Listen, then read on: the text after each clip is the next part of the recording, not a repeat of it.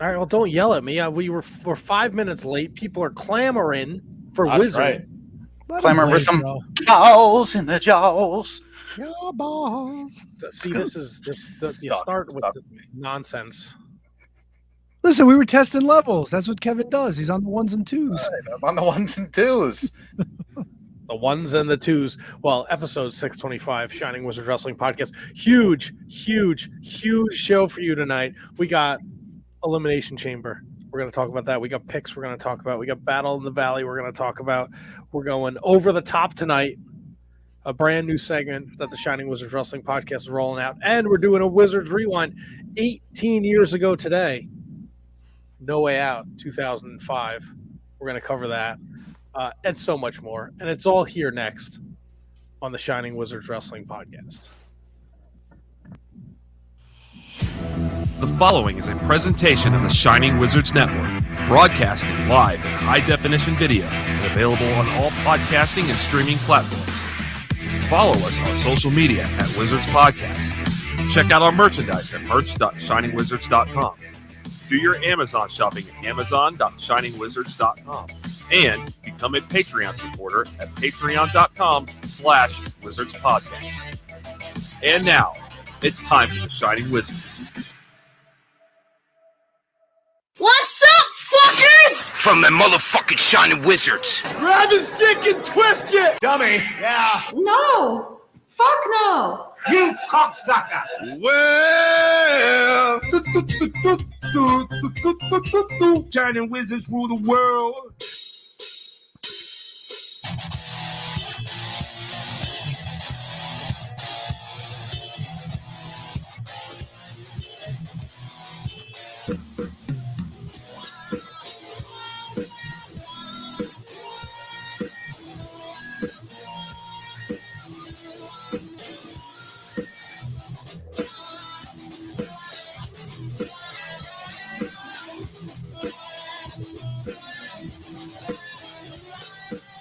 You are tuned in live to episode 625 of the Shining Wizards Wrestling Podcast, coming to you live and in living color on all forms of social media, the Facebooks, the Twitters, the Twitches, and the YouTubes, going with you wherever you go because we are available on all streaming and podcasting platforms. We are here, we are live, we are ready to get into some wrestling talk. And talk about the wrestling. Tony. Matt. We'd like to thank each and every one of you for tuning in every Monday night. Oh, I hate technology so much. Let me start it again. Tony. Matt. KJG. And the man who always makes us sound so great, even though technology hates us each and every week, the man on the ones and the twos. Handsome Kevin Rogue. Kevin Rogue is in the house. Well, sorry about that snafu. It figures we try to make things better, and it just never works out that way. No, it doesn't. But my fellas, how are you doing, my fellas? I missed you guys last week. Hell of a show. You were missed, as always. It's like a piece of me is gone when you're not here. That's true. It's very. I like that. Yes, there's a big cavus in void. In our heart. Void. What did I say? Cavus? That's not a word. What is it? Yeah, what is a cavus? What's the word? When there's like a deep dark chasm. Cavern? No, maybe cavern. Cave? Cavern works. Let's go with cavern. Cavern is what it is. There's a cavern in my heart. There's like when you're not here. Cave in your chest. Yes. Chasm. I'm good though. I had a very nice, low key week. Got to watch some wrestling. To watch some of the XFL. Oh God! Do you have any ducats on the XFL? I did. The Sea Dragons fucked me last night. So is that the Seattle team or is that the? No, that is the Seattle team. Because there's two like that are like kind of like similar names. There's like the Sea Dragons and there's the what's the other team? Very similar to Sea Dragons. Angry Dragons. No, there is no other. There's nothing. Imagine Dragons. I believe there's nothing remotely close to Sea Dragons. It's like it's a 2-word. Pink socks. Starts with an S. I'll find it right now. It's the Roughnecks. It's the Guardians. It is the Defenders. Defenders. There's the Brahmas. The Sentinels. The Vipers. There is the Battlehawks. Okay. So, all right. I was thinking of Battlehawks, but I was way off in terms of how close that is to Sea Dragons. They're both air-faring creatures. Yeah. I enjoyed it. I enjoyed myself this past week.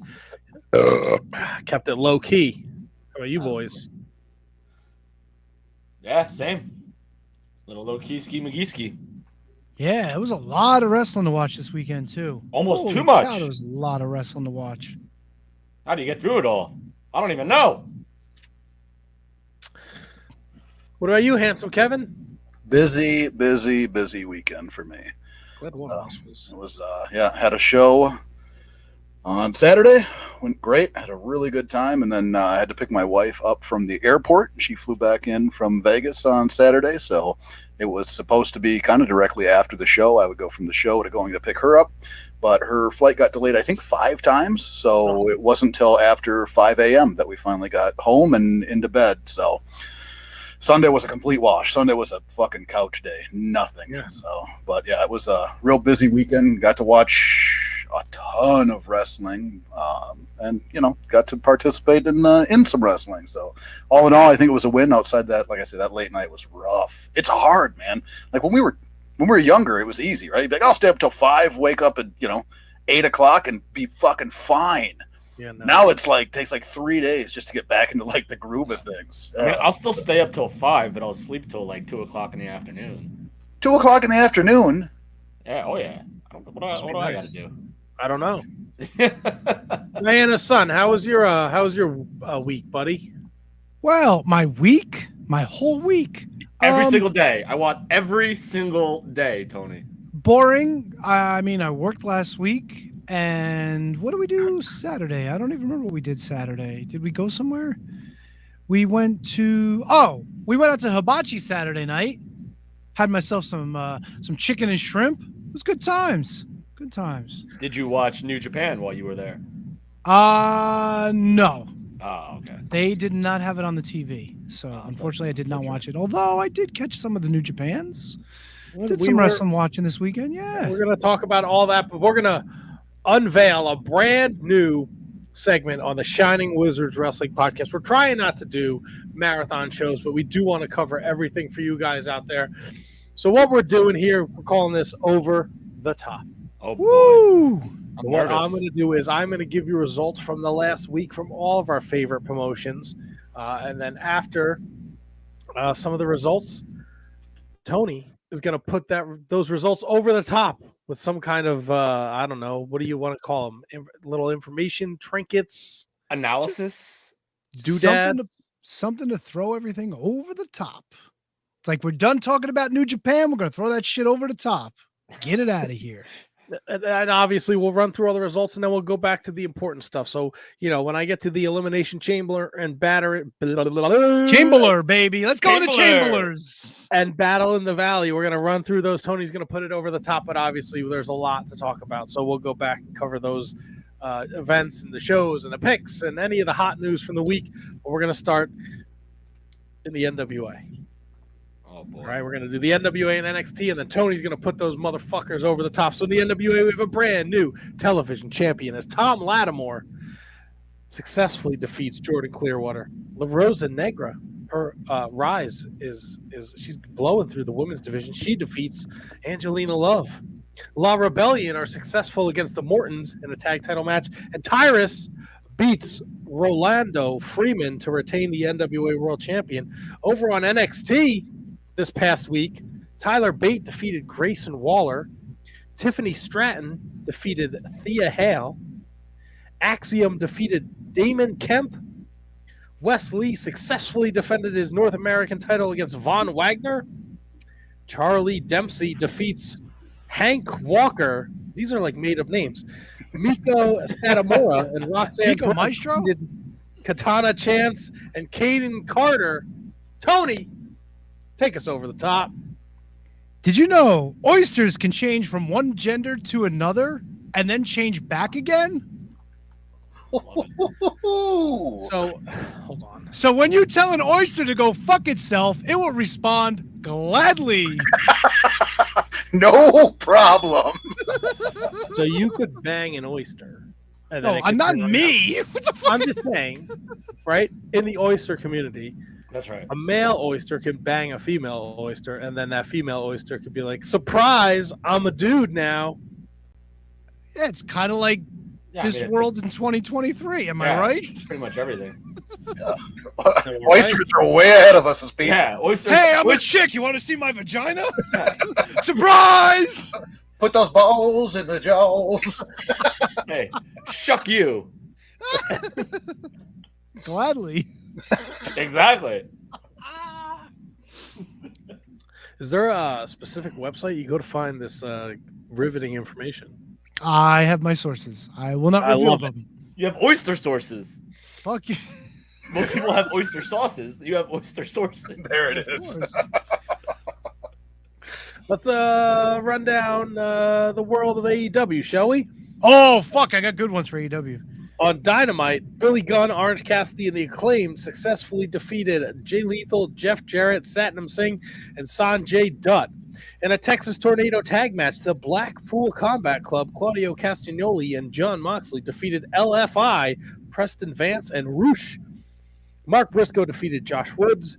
Jungle Jack Perry beat Brian Cage. Adam Page defeated Kip Sabian. And Ruby Soho won a three-way dance with Britt Baker and Tony Storm. Over on Rampage, the Elite, Kenny Omega, Matt, and Nick Jackson defeated AR Fox and Top Flight. Ricky Starks defeated Daniel Garcia. Jade Cargill continues to run up her winning total. She defeated Vert Vixen. And Dustin Rhodes defeated Swerve Strickland by disqualification. Tony, put it over the top. Camels have 3 eyelids. And I'm jealous. Because if I had to sit through Rampage and fucking all this other shit, I'd want to make sure my eyes were shut too. Brutal.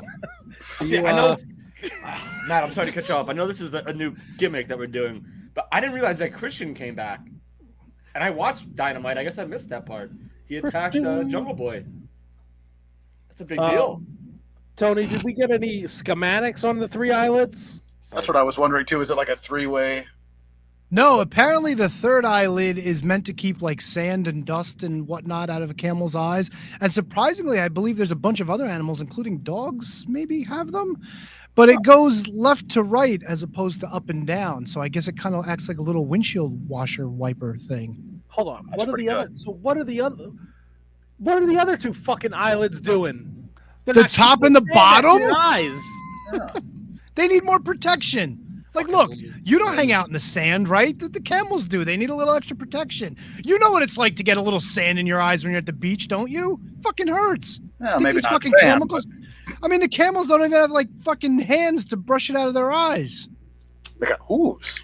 Yeah, poor fucking things. Imagine hoofing yourself in the eye.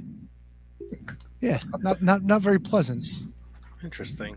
Yes, more interesting than what you told us about Dynamite and Rampage. Well, we'll circle back because I know Kevin wants to talk about Christian Cage. Impact Wrestling, Kushida successfully defeated Chris Bay. I don't know why I always feel like I have to say successfully defeated. Because you're thinking like it's like a title match where you're saying successfully defended. Like defeating is success. So let me try that again. Defeated. Like that's what you say when someone gets their legs chopped off. Accurate. Camels. In Impact, Kushida defeated Chris Bay. In a no-surrender qualifying match, Steve Macklin defeated Rhino. This is not a typo. Fucking Barry Horowitz beat Johnny Swinger on Impact in 2023. Fucking Barry Horowitz. No-surrender qualifying match, Heath defeated Eddie Edwards. Masha Slamovich defeaed Alicia Edwards. And Rich Swann defeated Kenny King. Over on MLW, get out of here, Nelly. Calvin Tankman defeated Willie Mack. Taya Valkyrie defended her MLW Featherweight Championship against Zoe Sky. And the real one defeated Mance Warner in a street fight. Tony? And more shit no one wanted. A Greek man moved to Canada and he was actually responsible for inventing Hawaiian pizza. Back to you, Matt. So the hate for pineapple on pizza is actually because of a Greek man. A Greek man living in Canada. See also white, snowy. For more shit we don't want to know about Canada. Don't you dare besmirch the great country of Canada. Oh, he doesn't give a shit about snowy, but don't make fun of Canada. About Snowy. I mean, I'm kind of with Kevin on this one. I mean, I like him. I don't give a fuck. I don't see Snowy in the chat. Do you? Yeah, what's Snowy doing on a Monday night? Not watching or listening to the Wizards. Snowy. And our last of the over the top. I gotta make sure I find this other one first. How those Winnipeg Jets do, Snowy? Yeah, The Devils. they Lost. They Wait, stink. the Jets are still a team? The Winnipeg Jets, yeah. Oh God. They were the Hartford Whalers, and then they The were the Whale. Atlanta Thrashers, and then now they're the Winnipeg Jets again. I think that's right. Oh, the Wow. Hartford Whalers might be the Carolina Hurricanes. Yeah, the Whalers are the Hurricanes. The Winnipeg Jets were the Thrashers, and the Thrashers went back to Winnipeg. Or it's something weird like that. But yes, but they're back, Tony. Wow. Snowy loves them. Great. And our last Shuck you. set of results from the Elimination Chamber Saturday night. Asuka defeats Carmella, Liv Morgan, Natty, Nikki Cross, and Raquel Rodriguez. Bobby Lashley defeats Brock Lesnar by disqualification in a mixed tag team match. Beth Phoenix and Edge defeated the Judgment Day of Finn Balor and Rhea Ripley. In the United States title elimination chamber, Austin Theory defeated Bronson Reed, Damian Priest, Johnny Gargano, Montez Ford, and Seth Rollins. And in your main event, Roman Reigns defeated Sami Zayn. Over in New Japan, Battle in the Valley, Alex Coughlin defeated JR Kratos. David Finlay defeated Bobby Fish. The team of Kevin Knight, Kushida, the DKC, and Voldar Jr. defeated Adrian Quest, Josh Alexander, Mascarado Dorado, and Rocky Romero. The New Japan Strong Championship title changed hands as Kenta defeated Fred Rosser. The New Japan Strong Tag Team title stayed in the Motor City Machine Guns camp as they defeated the West Coast Wrecking Crew. In a loser leaves New Japan match, Eddie Kingston defeated Jay White. In a Filthy Rules match, Tom Lawler defeated Homicide. In the New Japan World Television title match, Zack Sabre Jr. successfully defended his title against Clark Connors. In the IWGP Women's title match, Mercedes Mone defeated Kyrie, the Pirates that nobody cares about. In the IWGP World Heavyweight Championship match, Okada. Get there. Okada defeated Tanahashi. Tony, put us over the top. Hart Island, located in the Bronx, New York, is the final burial place of over 1 million unclaimed bodies. Got nothing funny to add to that? Make your own jokes. Moment of silence. Hart Island. Heart emoji. Okay, see also Finn Balor's career. Finn Balor's a superstar, man. Don't you dare. Finn Balor's Dare. a fucking he's a white egg in a container of browns. He does not fit in with Judgment Day.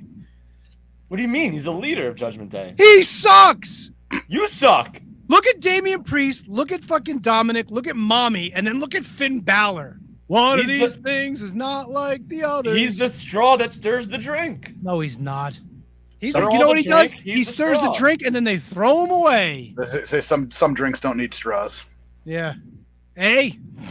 Isn't that what he No. says? Hey. No, Finn. All right, so did they kind of not make him great? Yes. But Yeah. he's still when the angle happened. First of all, the angle was so stupid to begin with. And then because I think Cody got hurt, so they needed another babyface, so they made Edge a babyface again. And then they did this whole new Judgment Day, which I really enjoy. And I think Finn easily could be top guy and anytime he wants to be. Just Not saying. with Judgment Day, he can't. Yo, he definitely can. Who won that Cody. match again? Oh yeah. Yeah. When was the last time Yeah. Finn won a match? Yeah. Cody Ryan Sullivan wants to know. Nope, that's not what I wanted. Tony is a flamingo. Tony is a What- flamingo. That's good. Just as good. Nope. Nope. Brian Sullivan wants to know, wait, Dom fits but not Finn? Yeah, because that's mommy's bitch. Don't you get it? He's a fucking hardened cholo now. What the fuck did Finn ever do? But that should be like a storyline like in amongst itself and not a part of like the evil Judgment Day type. Damian Priest looks like he's ready to judge people. Rhea Ripley looks like she's ready to judge people. Finn Balor looks like the fucking court marshal. What? You mean? Yeah, the court Court officer. marshal. It's a court The marshal. marshal that's in the court? Yeah, all right. Lost me on that one. All right, so we are in Elimination Chamber mode here, boys. Big show this weekend. Well, We made a lot of picks this week, and Tony continues to pepper us with the I hate picks text messages. yep. Hate him. How do you feel like you did this weekend, Tony? I think I did okay. When you reading that New Japan results, I think I did okay. All right. Yeah? Yeah, I just want to get a feel for how you're feeling. Okay. How are you feeling? So we're still all tied, no? No, we're not still all. Oh, fucking Brundon sucks a dick. No, the dick Wait, sucker. I won. I took a. It looks like I took a game lead. No, you did not take a game lead. You're both Tony and Kevin, or Diana's son, now that you are being known as. You both had identical records from the weekend. You both went 3-2 at Elimination Chamber, 8-2 at Battle in the Valley. So you're both 34-14. Brundon had a strong showing at Elimination Chamber, but he went poo-poo on New Japan. I went 2-3 with my Sami Zayn pick, and then a not-so-great showing. But then Handsome Kevin, he continues to impress. 1-4 at Elimination Chamber and an even 500 at New Japan's Battle in the Valley. Must have been all that time at the fucking airport, dude. Yeah, you're the worst. Whoa! We all lost. I'll say it again. Oh! We all lost the Judgment Night match, Judgment Day, whatever the fuck they call themselves. We all lost that match across the board. The only other loss for Tony and Kevin was the Brock Lesnar match, which Kevin actually switched after he said his picks. What a fucking dumb result that shit was. I knew it was going to be that, though. I lost the Sami Zayn match, and then Brundon only lost the Judgment Night match. He was the only one that picked Lashley. And then Handsome Kevin, I mean, tough go of it, brother. You took Raquel to win the Women's Chamber. You took Brock to win, obviously, Judgment Night. And you were in the same camp as me with Sami Zayn. Yeah. It was. I was more picking with my heart, man. The Raquel pick isn't a bad pick. That was 50-50 as far as I'm concerned with her or Asuka. And I also wanted to pick Raquel, but then I just saw so much enthusiasm for this new Asuka character that I was like, you know what? Stay away from your heart, bet with the smart money, and go with Asuka. Well, and that where my head was at with that too was okay, they kind of reintroduce Asuka. It makes sense for her to win at the same time. She's already been to the pinnacle, right? And trying to build up somebody else to come in and be able to also be in that same conversation or viewed that same way. I thought that Rodriguez would have been a great person to do that and get launched, even if she doesn't win at Mania. Getting that opportunity in that spotlight, I thought would be a good play by them. Well, that's the thing. We're not talking about just another pay-per-view. We are talking about WrestleMania. So you want to have the best possible matches and the most entertaining thing possible. And while Raquel might be able to deliver that, I don't know if she's there yet. Right. To the fact where she's not going to have an Asuka Bianca type good banger match. She might be able to pull something great off, and I think she will eventually. But I feel like this was the smart decision for the card of Mania. Top names. Asuka's a top name. Bianca's a top name. Raquel will probably have her moment. Maybe she'll get factored into a Becky, Lita. I have a feeling they went with some sort of 6-man or 6-woman tag match there because I heard Trish Stratus is supposed to be on Raw tonight.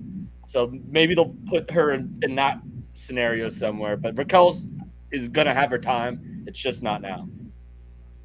What did you guys think of the pay-per-view Saturday night, the Elimination Chamber, before we dive into it? overall? I liked it. I liked it a lot. I watched it on. I think I watched it yesterday. I watched it yesterday, and it was really, really good. A lot of MVPs, a lot of standout performances. Guys like Montez Ford, Austin Theory.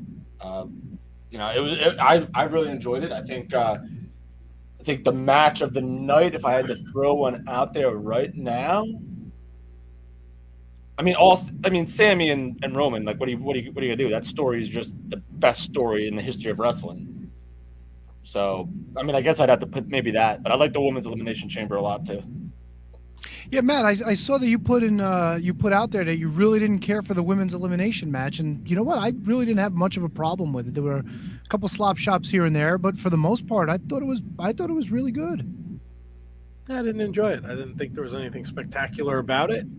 No, it didn't set the world on fire, but I thought it was a good match. It wasn't my cup of tea. What are you fucking? You are fucking wrong. I didn't like it. You are fucking wrong. It had like 2 fucking high spots. It was fucking boring. It was sloppy. Dude, the main event had like maybe 3 if we're lucky, and it was a fucking excellent We're not match. at the main event yet. To keep your fucking britches on. Comparisons, bro. You're telling me there wasn't anything. Did you not see Liv Morgan? You just didn't. Did you do one of these when she was out there? Yeah, when she did that sunset flip, fucking stop. Bro, she had Daisy part of the Dukes. match. I know it was. I don't care though. Nothing impressed me. I found it to be very flat and boring. Eric Freed's the answer, yes. Matt just has like an aversion to women's matches. Eric fucking listened every week. He would know. Holy shit. He's here a lot. This is nothing new, people. I don't like the women's matches. They're fucking boring. This fell into that category for me. You guys can see my beard, right? Like, it didn't. Yeah, it's there. What? You got a That's what you call that? He's like, where's your beard? And I'm looking at my face and I'm like, wait a minute, where the fuck is it? Yeah, where's your Sorry. beard? You ain't got Look, no beard. it's kind of there. Oh my god, there's such a big gap in between on that side. Not a beard. No, it's just very Chin light strap. over here. It's Oh, always that's how it not is. a beard, dude. Shave it. Whatever. Get rid of it. Whatever. Get rid of it. Yeah, get rid of the fucking. Don't put me All in right, relax, fucking. dude. Don't put me in Kevin Kelly mode for Christ's sakes. You like that? No, I don't like it for me. Why? You're a handsome guy. You are a handsome guy. That is true. All right, so clearly everyone thinks I'm wrong, so that's fine. You could be wrong. It's okay. It's not about being wrong. No, he's wrong. Fuck him. Okay. That's what I said. Remember, I said you are wrong. That's what I Yeah, said. dude. Yeah. That's what he said. He said that. Kevin Rogue. Kevin Rogue. Hey. We all have our opinions. You could take back my fucking wrestling card then, you fucking nerds. Oh, stop being a fucking ham and egger and just. How do let's you go. like Whatever. them apples? So did you like the Lashley thing? Did you like it? He had to kick him in the balls to fucking Fine win. for what it was. I'm feel getting like kind we of all- tired. I'm getting kind of tired of like it was fine for what it was when it comes to like that shit. Like why all of a sudden like Brock is kicking people in the nuts now? Like I don't know. It was stupid. I feel like that match was supposed to just be like a story advancer Exactly. to WrestleMania. Like, there's no. Would I have loved a better finish? Would I have loved, Bobby Lashley to, it was fine. Again, Tony, you just said you denounced it. It was fine for what it was. It was good. It was ballsy. It was no pun intended, and it was good. They're gonna fight at Mania, and then that is where you're gonna want to spend your money to watch. Well, let me ask you this. I'm sorry to cut you off, Tony. If they're advancing this to Mania, then that completely defeats the purpose of what Bray Wyatt said Friday night on SmackDown, where he wants the winner of this match. Fucking Bray Wyatt can Are have we my gonna do this asshole if he fucking wants. Three-way Fuck dance him. with these 3 fucking dildos. Like I give Bray a shit. Wyatt and Captain Howdy. They're not the biggest dildos in WWE right now. Ah, Get the Captain fuck Howdy outta here. screams dildo. Oh, great. And he fucking jumps and misses people by 20 feet. Fucking high spot master, Captain Howdy. Good on him. Fuck him. Get him out of here. Bray Wyatt. Get the fuck out. I don't know what I am. You're a fucking idiot. Get out of here.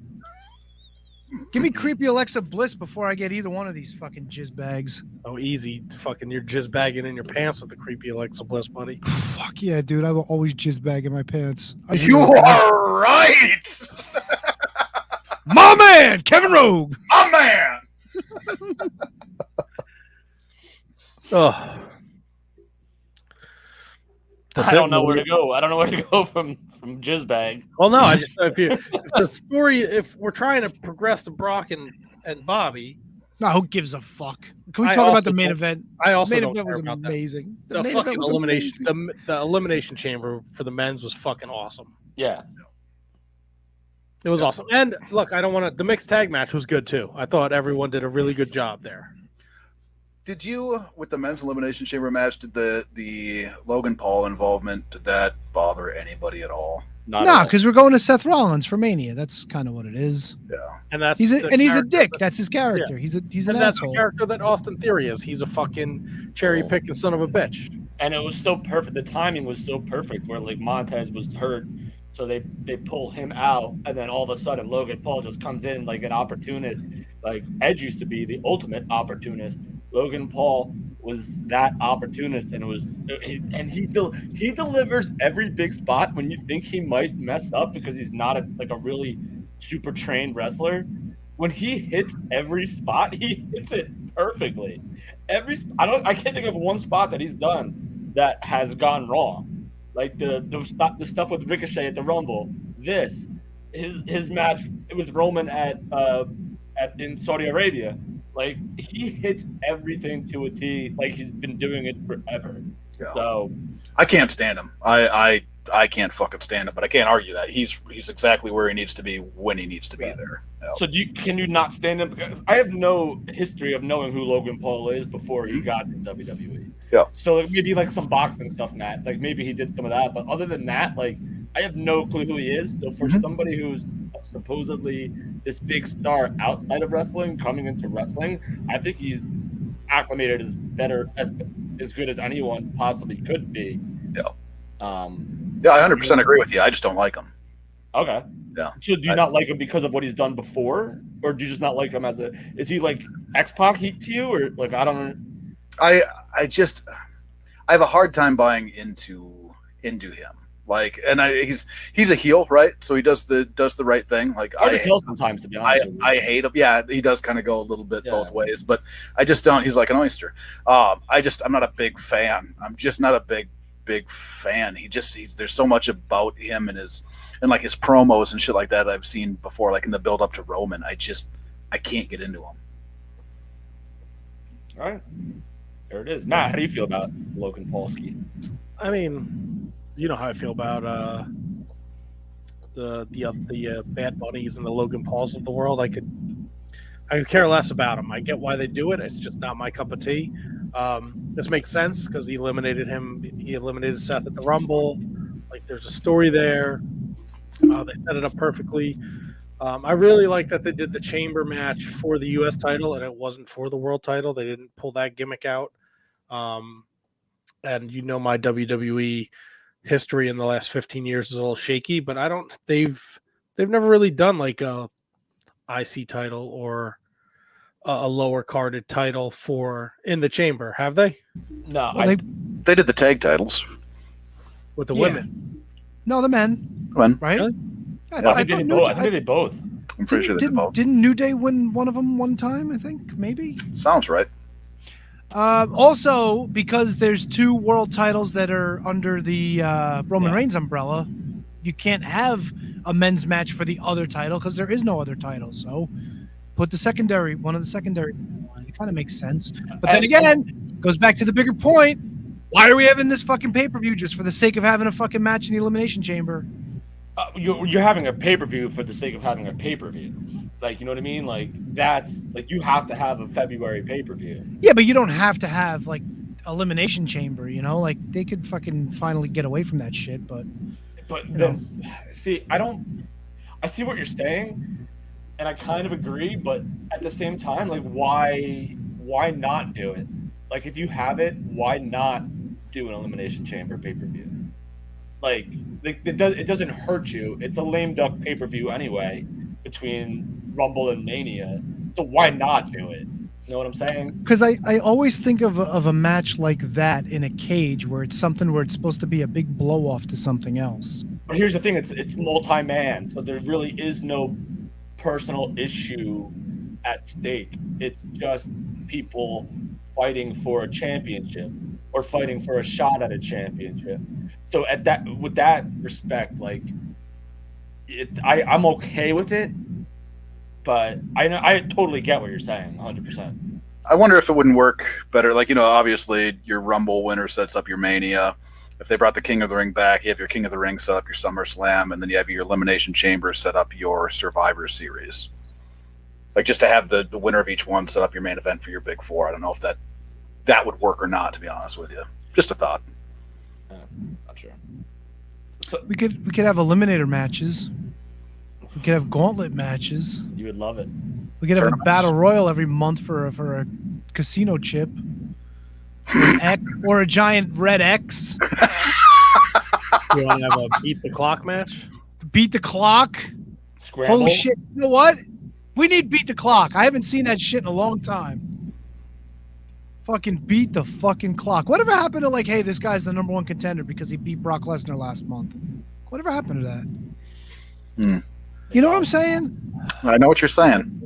Like, what happened to, like, oh, Ricky Steamboat just fucking beat so-and-so, so now he's the next guy to challenge Ric Flair. Like, what happened to that? Well, maybe if we paid attention to wins and losses, we could get there. Somebody tried doing that. It's also a different the whole wrestling business model has changed, right? There was back then there was maybe an hour of TV every week, and those TV shows were always used to push the live events. Right? So it made it, you didn't get to see everybody fucking 4 times in a week on 2 different shows and 5 to 8 different segments. Like, now it's just like, fucking let's run them out there. Who's the most athletic? For the Roman Reigns, Sami Zayn story, there's a lot of other shit that they have not done very well. Yeah.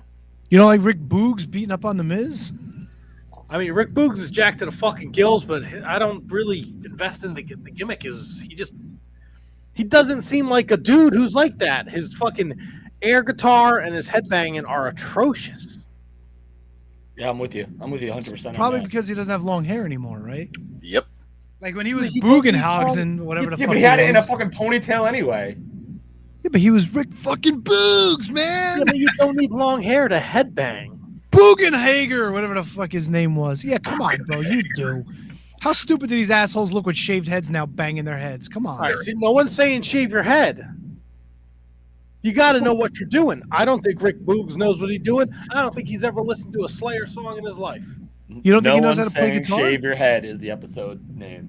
No. I think he loves Rain and Blood. I think he's a big Rain and Blood fan. I don't think he is. He might be able to play the guitar, but he probably plays some fucking Jack Johnson, looking dressed up like fucking Kevin over here. Or maybe play Jack. What the fuck did I do to you, man? Nothing, but you look like a fucking douchebag hipster with the fucking beanie on and the Holy fucking shit, sweater. dude. He looks like he just got done with his set at the coffee Right. shop. So I'll look like street trash like you right now. How about that? That's how I live the gimmick, bro. It looks No, like Matt looks like a Straight fucking up chicken. yoga. He looks like fucking dumpster Trevor fire Murdoch. Bowman over here. The fucking truck driver, Trevor Murdoch over here. Dude, Big Rig Betty and fucking Daisy, whatever the fuck her name was on WoW this week. And they wrestled just as badly as everybody else on that show. It was fucking awesome. Well, let's not. Well, I don't want to put the cart before the horse, so let's not talk about fucking Big Rig Betty and fucking Trouser Snake Temp Mantha. I don't fucking know. Armadillo Amy? Is that? Yeah. On the Let's dildo, talk, Amy. let's talk about the main event. Let's do it. It was All right. amazing. Fucking absolutely amazing. The energy. The people. Fucking Roman takes a headlock. The crowd boos. Roman hits the shoulder tackle. The crowd boos. It was fucking unreal. Montreal is amazing. Amazing wrestling town. Props to Michael Cole and Corey Graves for laying out during those fucking, like, a lot of the chants and the stare downs. Yep. Really enhanced the feeling. You could feel it from wherever you watch the show if you weren't in Montreal. Yeah. A lot of people. Sorry to cut you off, Matt. They did a great job that all night, though. Also acknowledging some of the chants, like the "F you Dominic" chants and all that stuff. They acknowledged everything that happened. They're not shying away from anything anymore. Like they did under Vince. So like it was really, really cool to see them lay out when appropriate, but also acknowledge when a rat bastard heel needs to get his comeuppance. So I agree with you. I think the room might be split. Tony, we didn't get your feelings last week, but I know me and Handsome Kevin were kind of on the same page. Not the result I wanted, but I'm not upset by it. No, I mean, it was a foregone conclusion. There was no way Sami Zayn was winning this thing. Yep. But you felt while you're watching it, this motherfucker could pull this off. And I'm telling you, and I've said it a bunch, not a lot of high spots in this thing, but the ones that they did have, they fucking made all the difference in the world. It was the right time, the right moment. Talking shit to Sami Zayn's wife, and then 2 minutes later, Sami gets advantage and goes out and gives his wife a big kiss. Fucking bonkers the people went. He kissed his wife and they fucking went ape shit. Amazing. Amazing. A lot of the greatness of this match was more like story related and not actually match related, although the match was fantastic. A lot of the outside, the bells and the whistles made it so much better. And the fact that we're not done with this story right now is totally freaking rad. We're not going to get him at Mania. We'll probably get a KO Uso type deal at Mania. But the fact that we're not done yet, and the fact that we could get Sami and Roman again at some point, or Code, it's the possibilities are endless, and my mind going through the loops is tremendous. Jay's still questionable. Sami hit him by mistake. That might lead to something else. We don't know.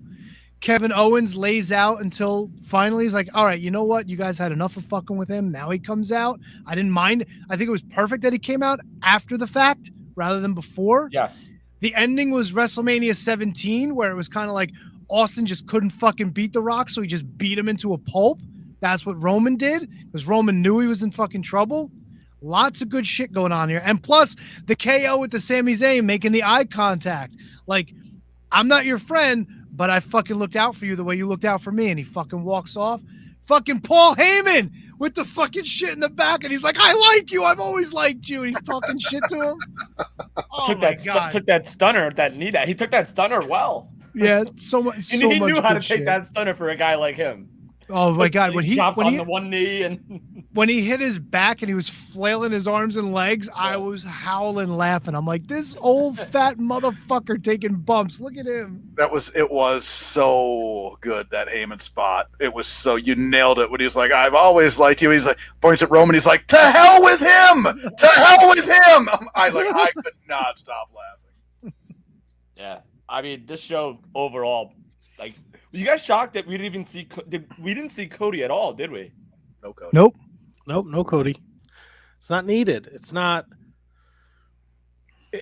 This story that they're telling with Cody and Sami and Roman Reigns, they're telling it so well that Cody doesn't have to be on SmackDown, and he doesn't have to show up at the Elimination Chamber. What they're doing with him on Raw, with Sami last week, made perfect sense. That's right. This was a SmackDown show, wasn't it? Something I didn't even realize. They're all the same now. They're not. Oh, yeah. Because I guess the Judgment Day shit was Raw, wasn't it? Yeah. So they don't have brand exclusive pay-per-views anymore, as far as I know. Gotcha. But like, I feel like you got a guy going to main event WrestleMania. I feel like you want some sort of presence for him, at least. I know, Matt, your point is well taken, and you're probably right. But I feel like you just have to like have him there somewhere. Like he's a guy that just came back, and you're trying to get him over. And he's already over. That was Sami's night. That was all for Sami.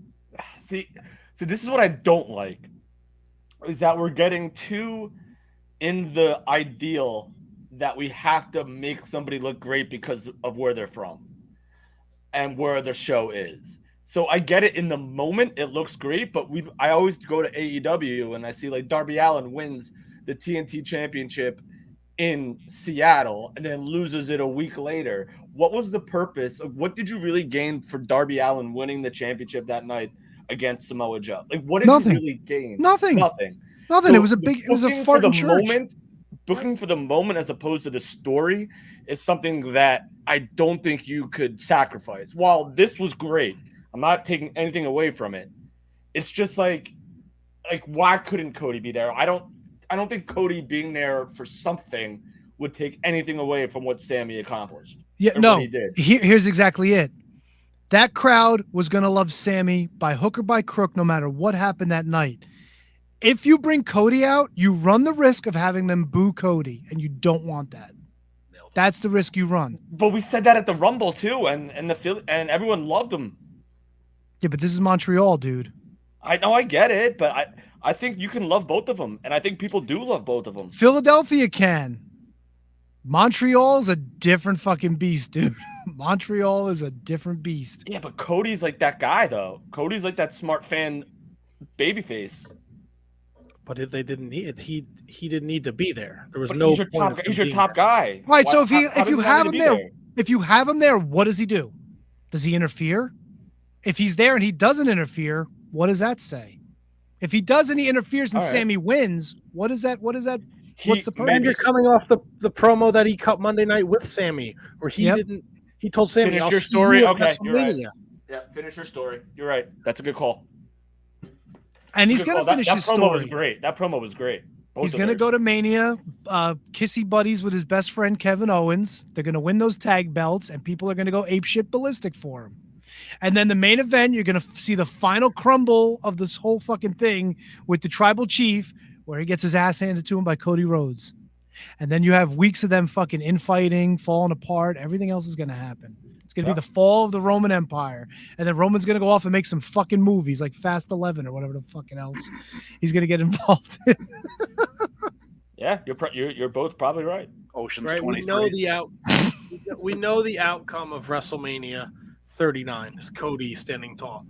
When Sami Zayn showed up last April in the office with the Bloodline, nobody in their wildest dreams could have imagined it turned into this. So why not just let it run its course? Like, this is the story is so much better than just Cody wins the Rumble and now he's got a shot. And I'm sure after he beats Roman, he'll be thrown into a story where you're heavily invested and it's all great. But this Sami story, easily.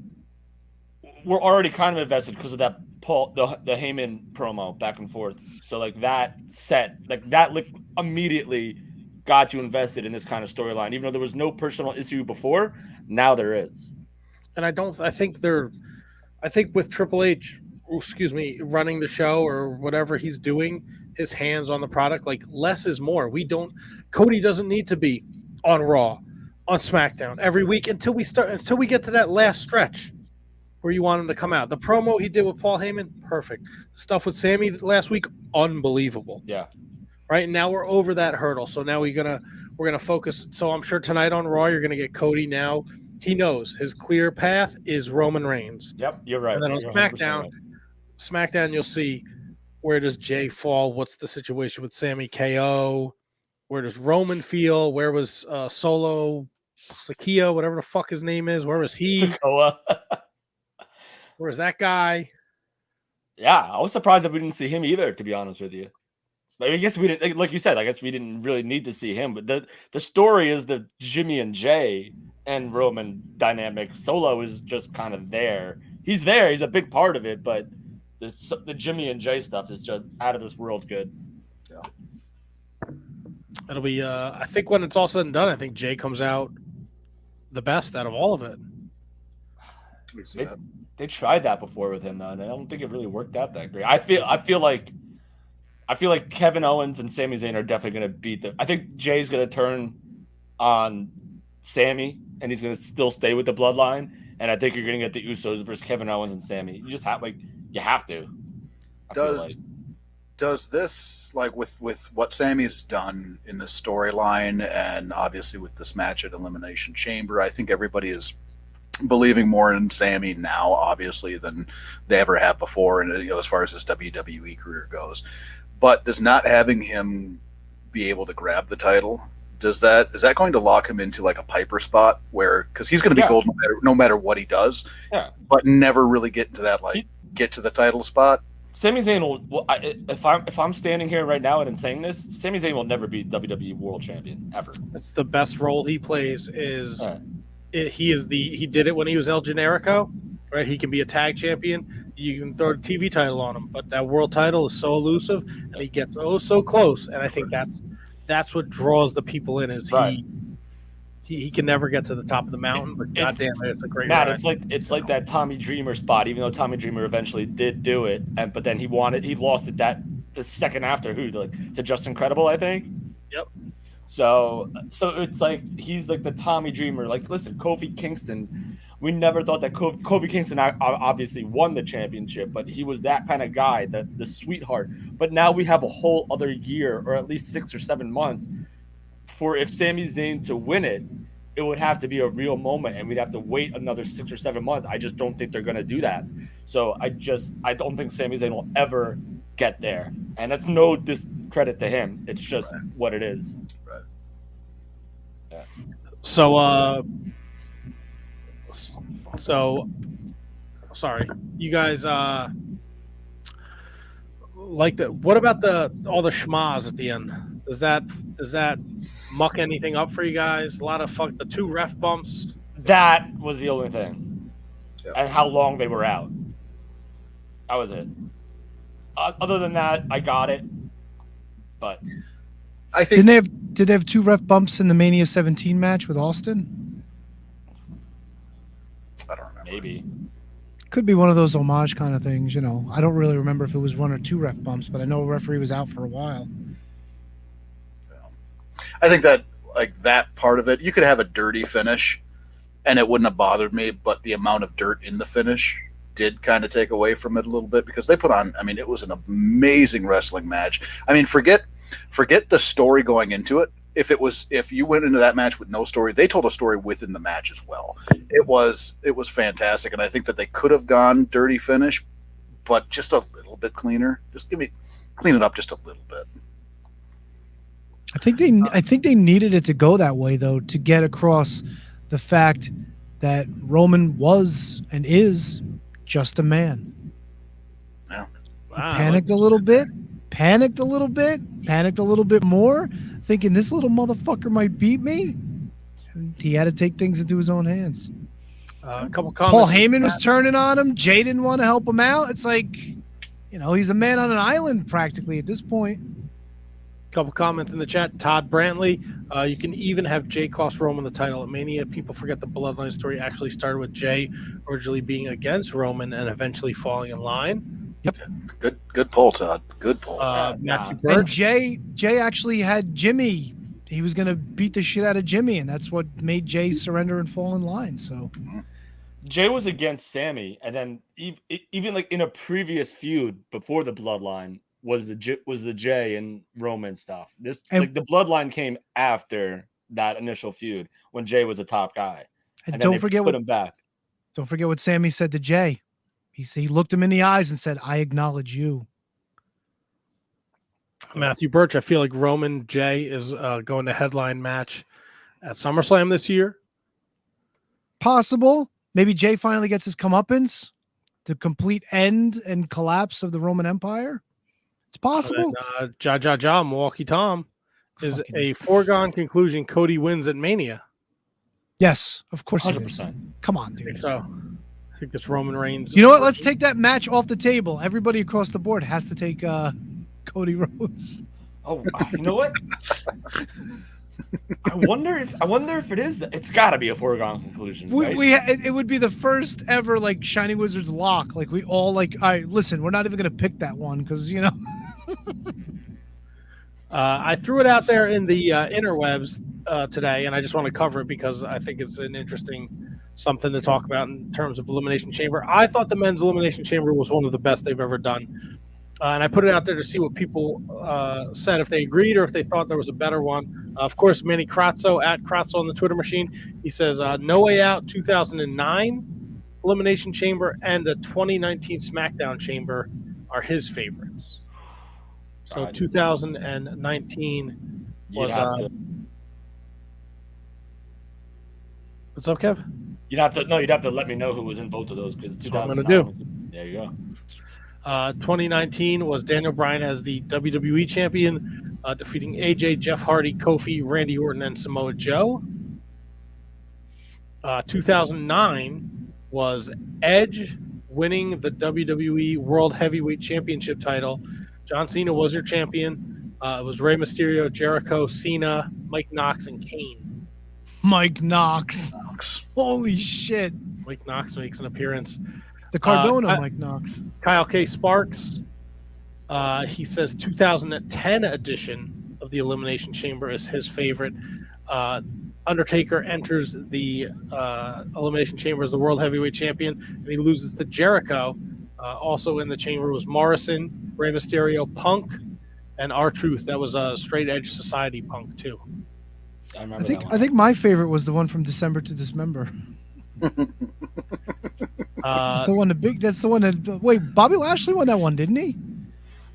I don't remember who won it. Yeah, and like Hardcore Holly like replaced RVD because he got busted for. No, he replaced Sabu. Oh, he replaced Sabu. Sabu was ready to go, and they fucking ambushed him in the locker room to get him out of the match. That was Bobby Lashley beating The Big Show, Test, Rob Van Dam, Hardcore Holly, and CM Punk. Test was in there. There You go. And Punk was in it too. This was the infamous Punk chokes everyone out with the Anaconda Vice match that Heyman wanted. Paul Heyman wanted to have it. What if he puts everyone in the Anaconda Vice? Let's have CM Punk, this 185-pound man, choke out The Big Show, Bobby Lashley, Hardcore freaking Holly, and Andrew by God Martin, aka Test. Do you guys find it mildly amusing that Brock Lesnar's going for the Bianca Belair look now with the big fucking ponytail braid thing that he's got going? There were some points in the match it was standing straight up. He looked like alfalfa. It was fucking hilarious. Alpha. I got two more on the Twitter machine. I'm sorry to cut you off, Tony. No, keep going. You're good. Vundacast. They have 2019, which we already covered, and the 2014 Elimination Chamber. Randy Orton's the champion. He beats Bryan, John Cena, Cesaro, Christian, and Sheamus. That's a hell of a lineup right there. And then last but not least, it's the True Prince of Pro. And his personal favorite is 2011. Winner goes on to get the WrestleMania 27 title match. John Cena beats CM Punk, John Morrison, King Sheamus, Randy Orton, and R-Truth. Also on that card, The Miz had a 12-minute match with Jerry Lawler for the WWE Championship. Oh, God. Oh. Was that Matt? Was that show in Memphis, Tennessee? Let's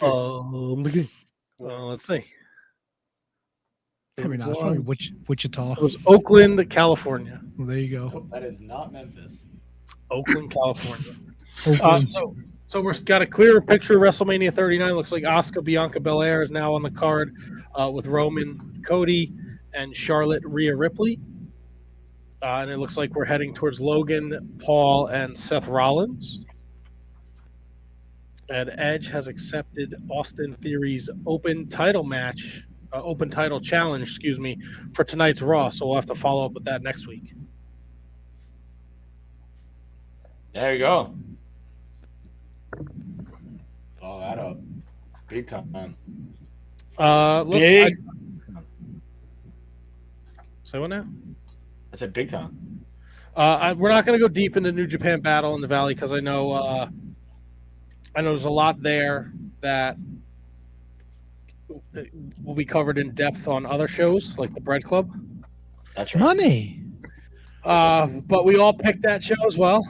Tony and Kevin each went 8-2. Money. We all let's get that out of the way. We all lost the same two matches. The Josh Alexander team match and the tag title match. We all picked the West Coast Wrecking Crew. So those were Tony and Kevin's only two losses. I went 6-4.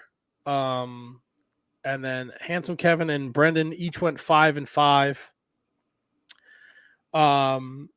We have a brand new never open weight.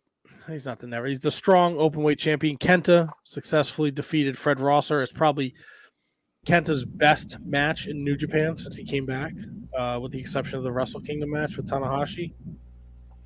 Jay White lost. Go ahead. Have at it. Fuck Jay White. I'm going to AEW. Good day.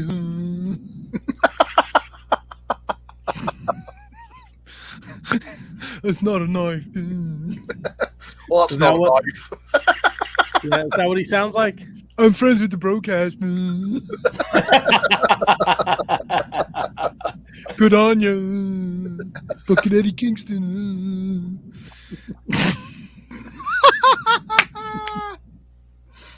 I'm gonna take my beating.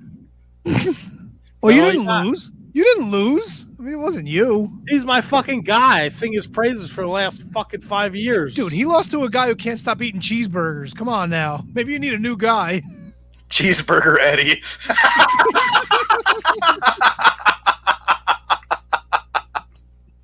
It's not very That's nice. why he's always got yellow tights on. That's the fucking cheese on the burger. He is Cheeseburger Eddie.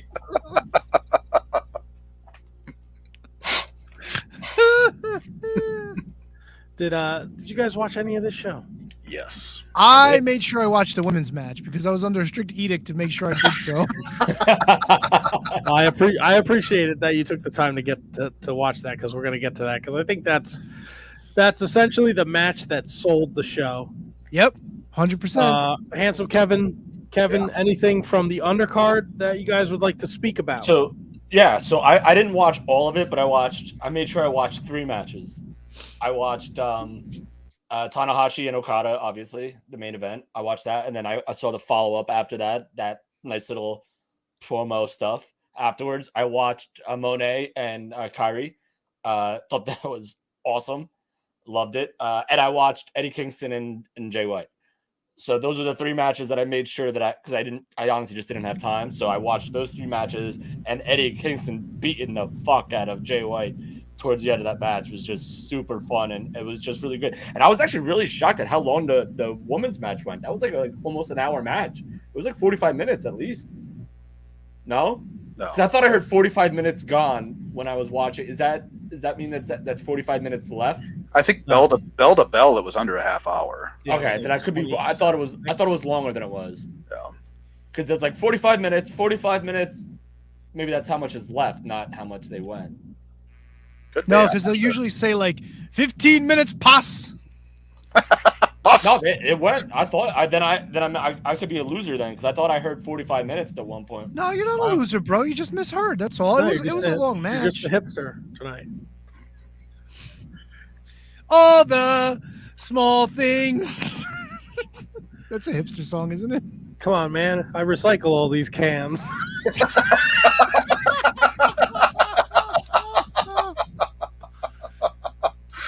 Could we get like 2 verses from Banana Pancakes, Kevin? Or... Are you gonna be? How about I fucking slap you with some fucking pancakes? You fucking trash bag, fucking loser. Are you? Listen, you Kevin, working on the Curious George 3 soundtrack? listen. In fairness to Kevin, he's looking pretty damn dapper tonight. I like the look. I like the sweater. I like the hat. Don't let these guys. Oh, I don't care what Give they you a- say. What are you out of your balls? Oh, great. What do you go play fucking hacky sack with him in the park? While you go bang your sister in the freaking. Jesus. You know I don't have a sister. What? Oh, I know you because don't have a he looks sister, like a that's truck why. driver. That's why. You're better than that. Oh, that's what I meant. Yeah, Come on, you're better than that, Kevin. dirty Bro, trash. you really look like Trevor fucking Murdoch tonight. It's not even a joke. Freaking dumpster with your freaking gross ass long fucking beard. Yeah, go eat your boogers, you fucking truck driving Yeah, go retard. fucking poop yourself and then wash yourself with your fancy ass plastic Yeah, with your poop. bidet. I think the beard's looking great, Double T. Thanks. Some kid at work asked me if I dyed it. Kind of looks that way, but it's kind of a cool look. You got, You're the, like you got the gray. You're like the Mark Henry. Like Yeah, a who like a dyes their middle You look eye? like you have like a gray vagina at the bottom of your beard, like I a do. puffy one. Yeah, take a look. We'll go to the left a little bit. yeah. See what I mean? He's got like the little divot in the middle. Oh yeah. He's got smoke crotch on his chin. Ah, there it is. I'm There getting you there. go. It looks At nice. least it's Though. just- I like at least it's confined to that space. Mine is everywhere. The grays. That's not bad. Haters gonna hate. I don't know what to tell y'all. Y'all. You do something great. Dude, You gotta look dapper. Big Rig Betty's coming over. Yeah.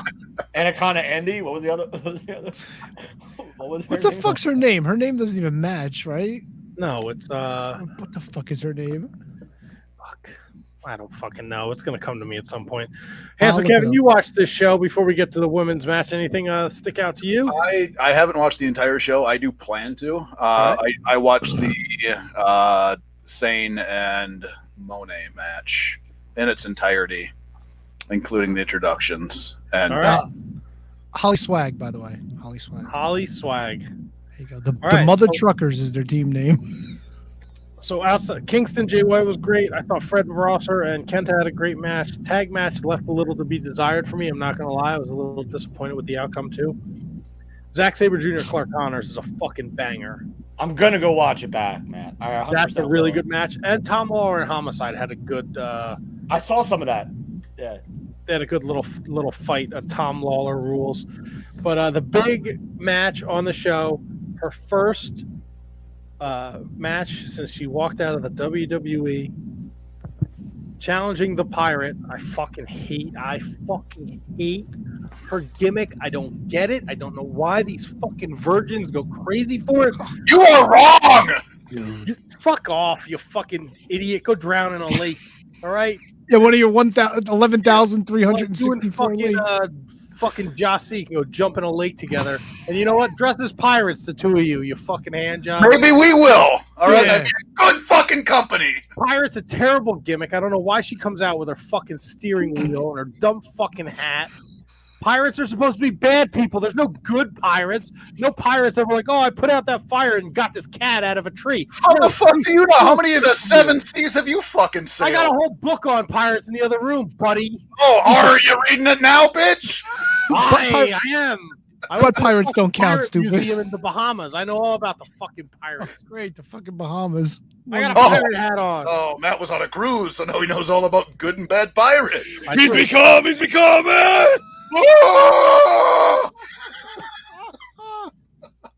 Oh, boy. Holy shit.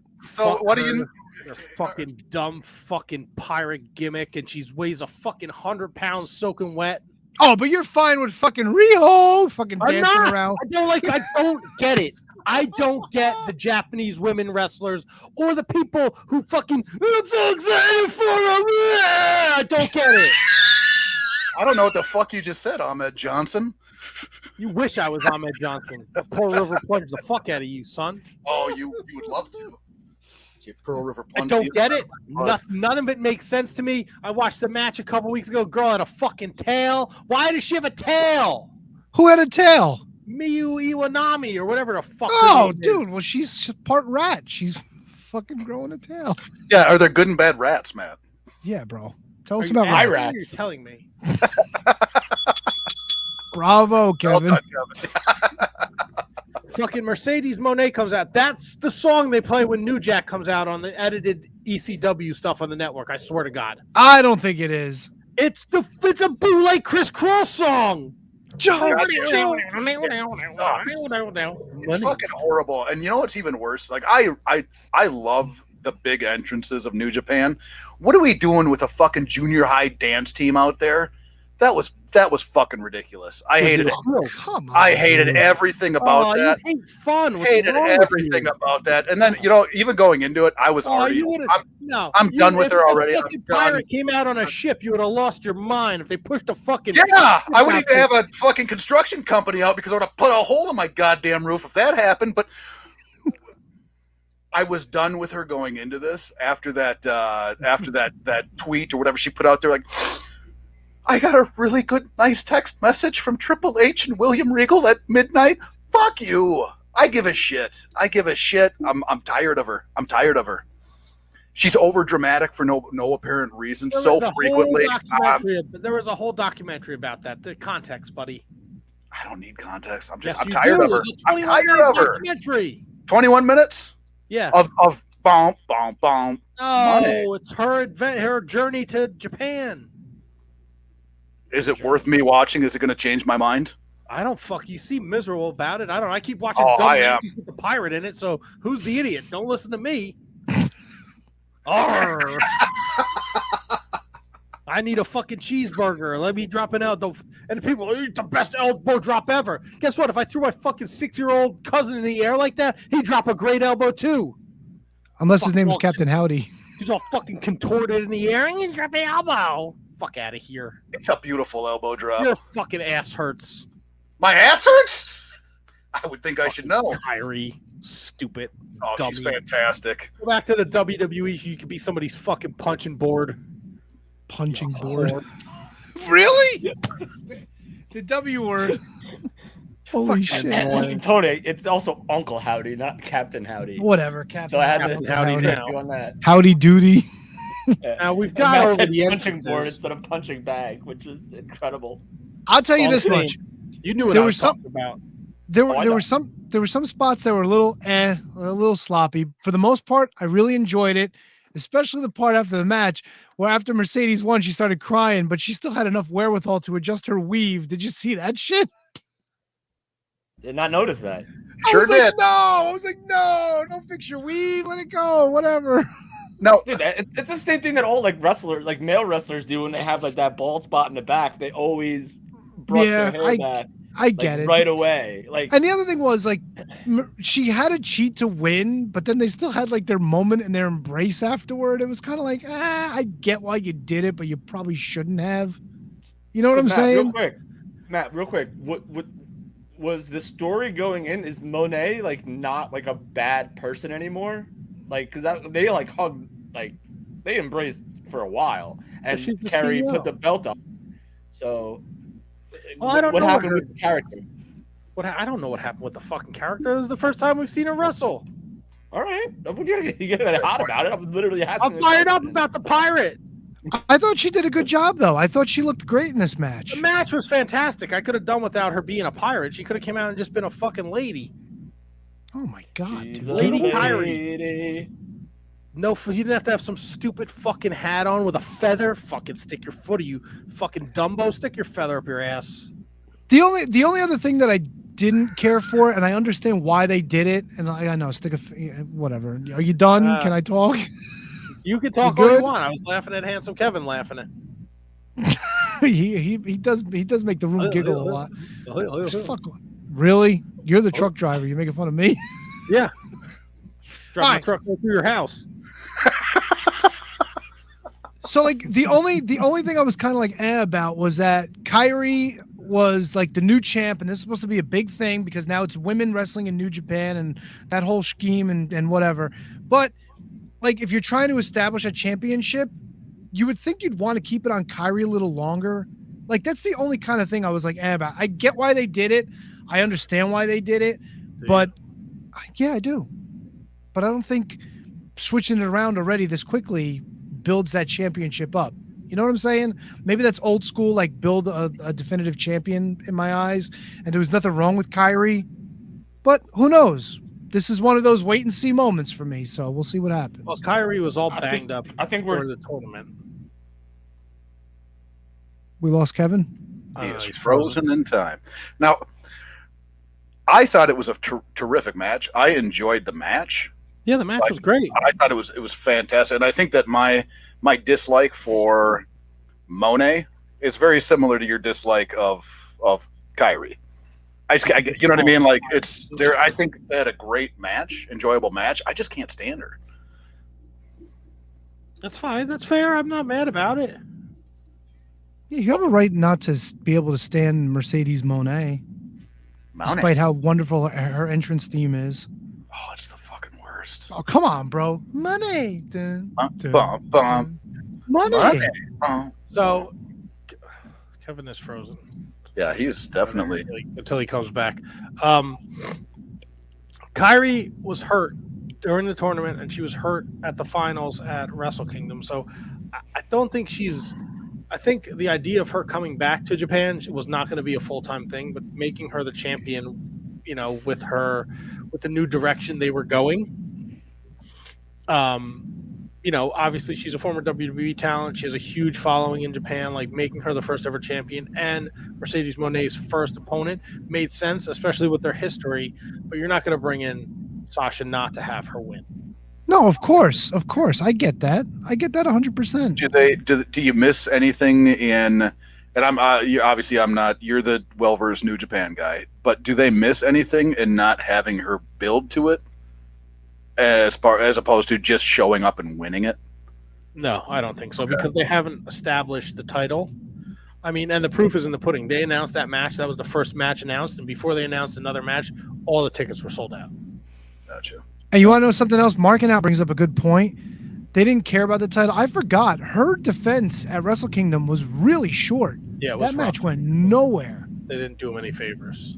So maybe Mercedes gets this thing, and she's a fresh face. She brings in that like that U.S. crowd.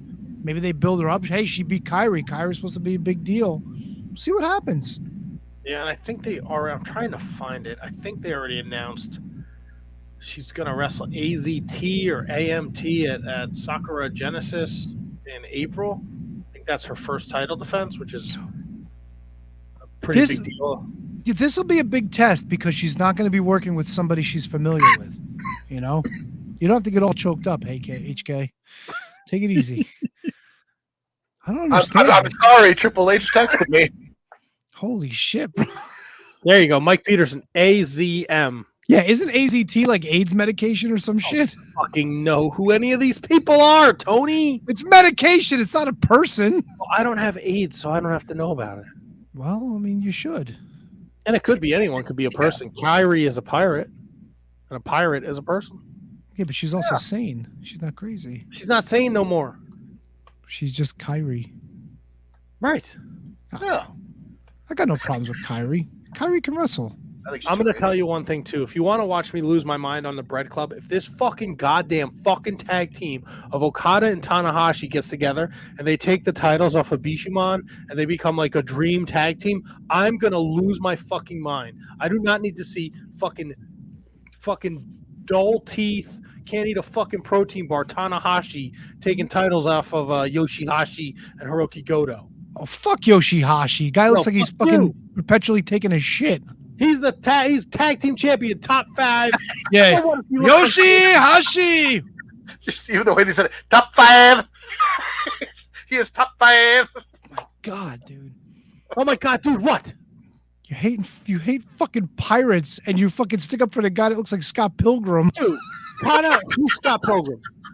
Yoshihashi. Did you see Tanahashi? You didn't watch, right? Tanahashi, his fucking hair, he doesn't give a shit anymore. It's just a fucking plop of shit on his head. He's a fucking rock star, bro. He looks like an asshole. He's the worst rock star. He's about as big of a rock star as Kevin is. And he's not even here. I can't even a fucking piece of trash or whatever. Coffee House Kevin. What the fuck? I think he really got bugged by that. He was fucking. Well, don't dress like a fucking hipster. I don't know what to tell you. He was calling out your bidet, dude. He's never lived if he hasn't felt the power of the bidet. And his asshole. It's a game changer, man. It's a game changer. So after picks and everything's said and done, Kevin and Tony sit at 34-14. Brendan 32-6. I'm 31-17. Handsome Kevin 26-22. Clearly, he wants to beat my shitty record from last year. So, Handsome Kevin, I say go nuts, brother. Yeah, flex nuts. Flex nuts. We don't have another pay-per-view to pick until AEW Revolution in March. Fucking thank God. You got time, T-Donk. Yeah, I understand. We only got 2 left. Let's take a break. We'll come back. There's a couple of newses and notes I want to hit on really fast. Now, you know what? Let's do it now. Let's do it really fast. Yeah. So, Yuji Nagata is a Triple Crown champion. You got to be kidding me. I'm not kidding you. He's now, I think he's the 5th member of the club. He won the All Japan Pro Wrestling Triple Crown heavyweight champion. 54 years old. He becomes the 5th member of the club with Muda, Kojima, Tanahashi. No, not Tanahashi. He was never All Japan champion. Misawa? I don't know. No, that's a good question. I'll look it up on break. So that was pretty cool. Ring of Honor. Yeah, he joined the club. I don't know who's in it. That's pretty cool. Pretty cool. Wasn't in the notes. Wasn't in the notes. Fucking Brundon. Tony, how excited are you for Tony Khan's huge announcement Wednesday? Oh, dude, I couldn't fucking wait to tell you guys. I had the fucking the image left. I had the fucking image. I was gonna hold it up, but here's an image of the Macho Man to fucking make you feel better. Fuck him and his fucking announcements. It's probably because Ring of Honor's getting a show now on the Honor Club network. Big fucking surprise that Ring of Honor would have a show on the Ring of Honor network or whatever the fuck it's called. Fucking hand job Harry over here. How much coke is he getting for fucking getting that one together? Here he is. They fucking, hey, thumbs up. Hey, I got a big announcement. Look at me. I'm got a big announcement. My thumb is up Kevin Rogue's butt. That's why his butt hurts all the time. It wasn't because of pirates. Then you gotta take 4 drinks. Is Kevin back or is he just frozen? No, Kevin's back. That's hard to Kevin. say. Kevin. Hello. Is he Hey, back? yeah.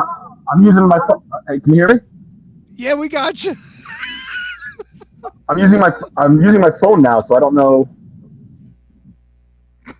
So it's gonna suck, but hopefully my laptop wasn't getting any juice from my charger. Something's wrong with the phone charger, or the laptop phone.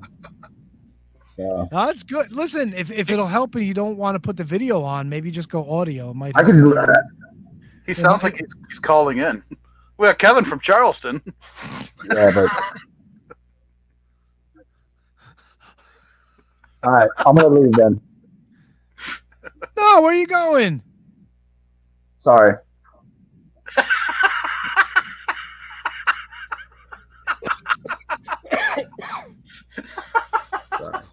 Well, Tony, you know what they say. Wait. How do I make Can't him? predict these things, man. I didn't know this was gonna happen.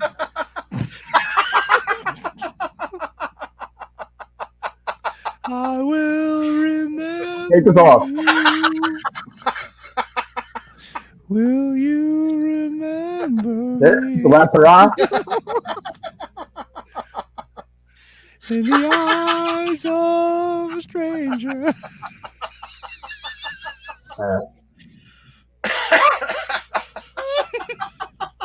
Can I put my balls? I hate this. I was waiting for that. That was fucking fantastical. He's smiling. I love it. Keep smiling. Keep shining. Oh, fucking A. Oh, All right. yeah. What? What do I'm we gonna do? hang out, but I'm not gonna talk much. That's all right. We're taking a break so you can figure all your shit out, dude. You got time. Thanks to Kevin Rogue and his fucking awesome podcast commercials. You have about 27 minutes.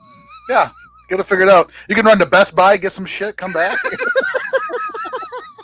Says fucking whisper of the wind over there. Kevin Rogue. Who the fuck is that? Vincent Price. Fucking Thriller.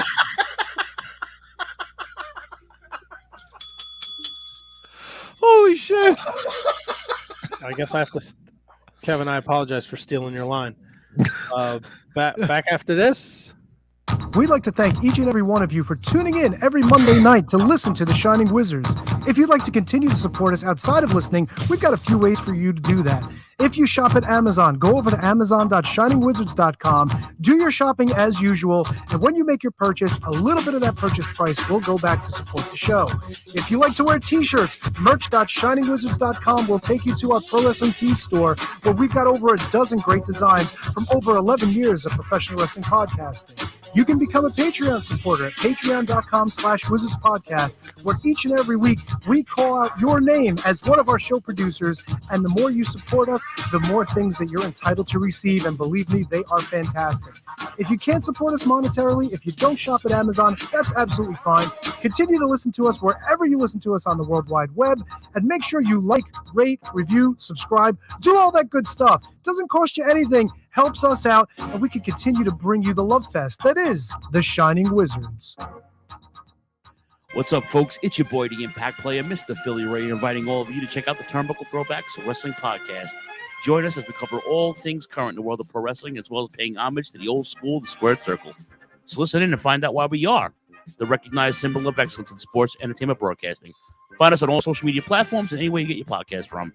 And as always, we are the proudest members of the Shining Wizards Network and Rant Entertainment Media.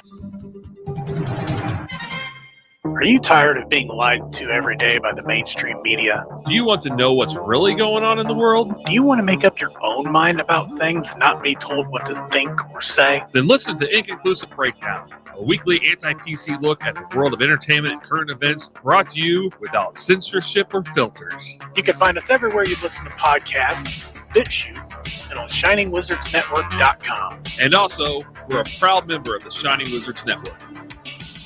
Got 30 minutes to kill? Come check out 30 Screams or Less, where we review a horror movie in 30 minutes or less. We cover new movies and old ones too. We'll give our honest thoughts on the movie, good or shit, as well as a rating of each one that we watch. New episodes weekly, available on the Shining Wizards Network and wherever you listen to your favorite podcasts. I'm Steve. And I'm Corey. Come check us out at 30 Screams or Less.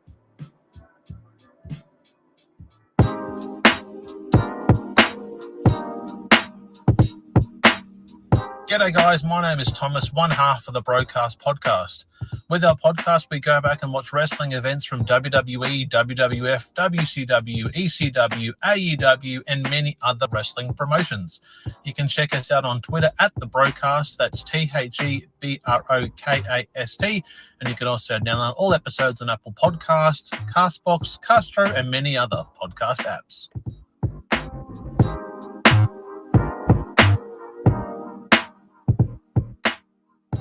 You like your music heavy? Then check out Radioactive Metal on the Shining Wizards Network. For over 16 years now, Radioactive Metal has been one of the longest running podcasts. Over the years, we've interviewed some legendary metal acts, had some awesome discussions, and cranked a hell of a lot of tunes. So join your cool Uncle Snowy and his co-host Aaron for the audio mosh pit that is Radioactive Metal here on the Shining Wizards Network. The Mark Order Podcast is the only show you need if you're looking for dedicated coverage of everything AEW on the Shining Wizards Network. Join us live on YouTube every Wednesday night at 10:15 p.m. Eastern after Dynamite to chat along with the show. If you can't join us live, listen to us on your favorite podcast platform. Follow us on all social channels at Mark Order Pod and use the hashtag #JoinTheMarkOrder, because if you don't find us, we will find you. I'm Kevin Rogue. I'm Al Day. And we're a couple of down under pounders that co-host Rogue Day Dots, an action figure collecting podcast where we talk about, well, just about anything that tickles our fancy at any given moment. We're grumpy old men, and sometimes people get on our nerves. And when you get on our nerves, guess what? You get off the lawn. Get off my lawn, asshole! We also go on a little bit of a mission. We go back and we're grading every wrestling figure line that's out there. I'm talking LJNs. I'm talking Jacks. I'm talking Hasbros. Who doesn't like a little Hulkaplex? It's a Gorilla Brain Wrestling podcast production found on the Shining Wizards Network. Well, the action is underway.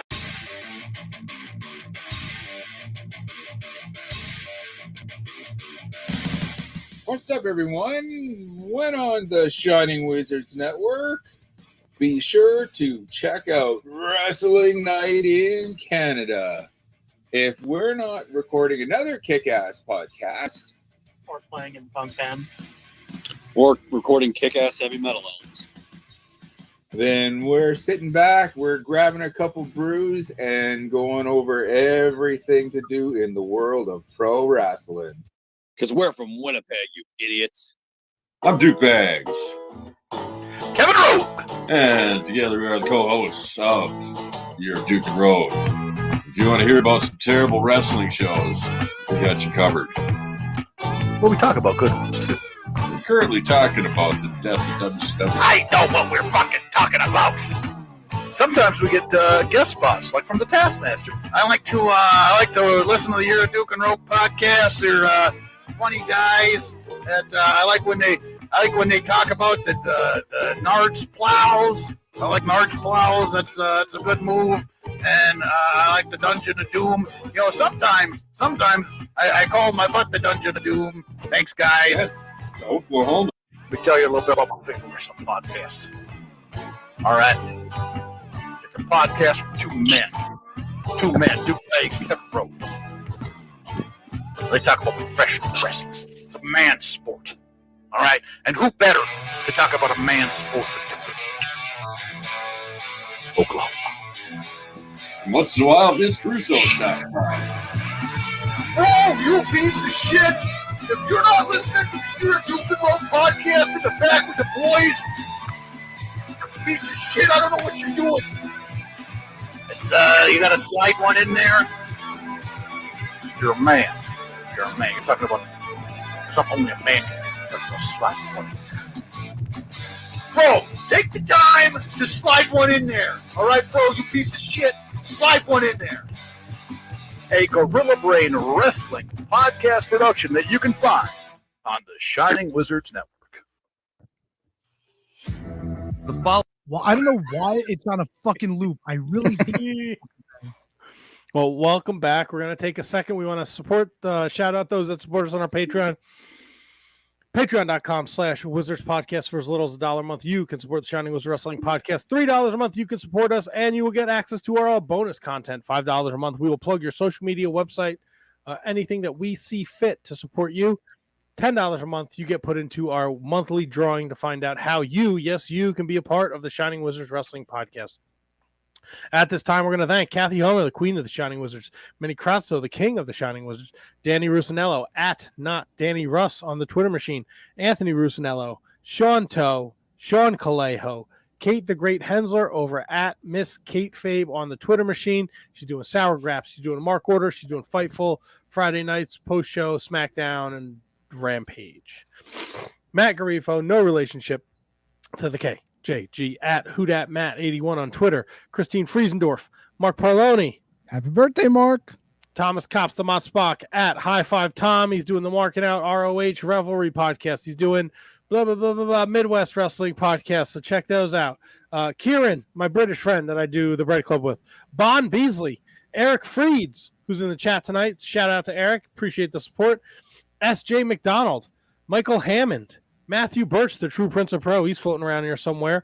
He'll be happy to know I shared the Brian Knobs butthole picture with somebody today that he sent us many years ago. Braden Bergen at Enfuego30. He's our number one fan from Iowa. Brendan Haney. Ryan Schlong. Oh, Brendan Haney does our notes every week. Shout out to Brendan Haney. Ryan Schlong at Mark Order Pod. Asian Joe. Mike Peterson at LOL Mike Peterson. Roll is back. David Henry Bauer III is here. Kevin Rogue is here. If you sat through the 40 minutes of commercials, then we don't need to plug his shit. But at Year of Pod, at JJ Rogue Means, at TOTS Pod. And last but certainly not least, he's on the Twitter machine at W Mercier Jr. He was here last week. He asked a question just as long as a Kevin Rogue commercial. The one, the only, William Mercier Jr.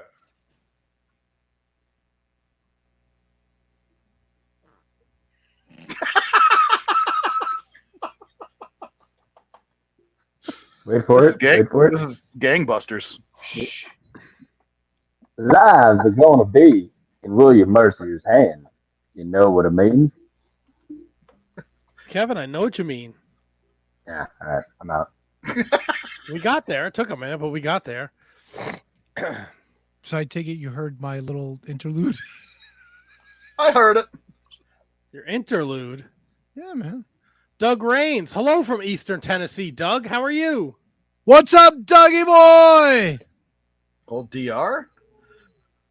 Are you familiar with Doug Raines? No. Me either. But he's shouting us out, so props to him for tuning in. Am I leaving this guy up here, or what are we doing? Let's see what happens. Is he still there? Yeah, I don't know. leave it Yeah, we'll open. see what happens. Yeah. I'm here. Oh. Told you. All right. Huh.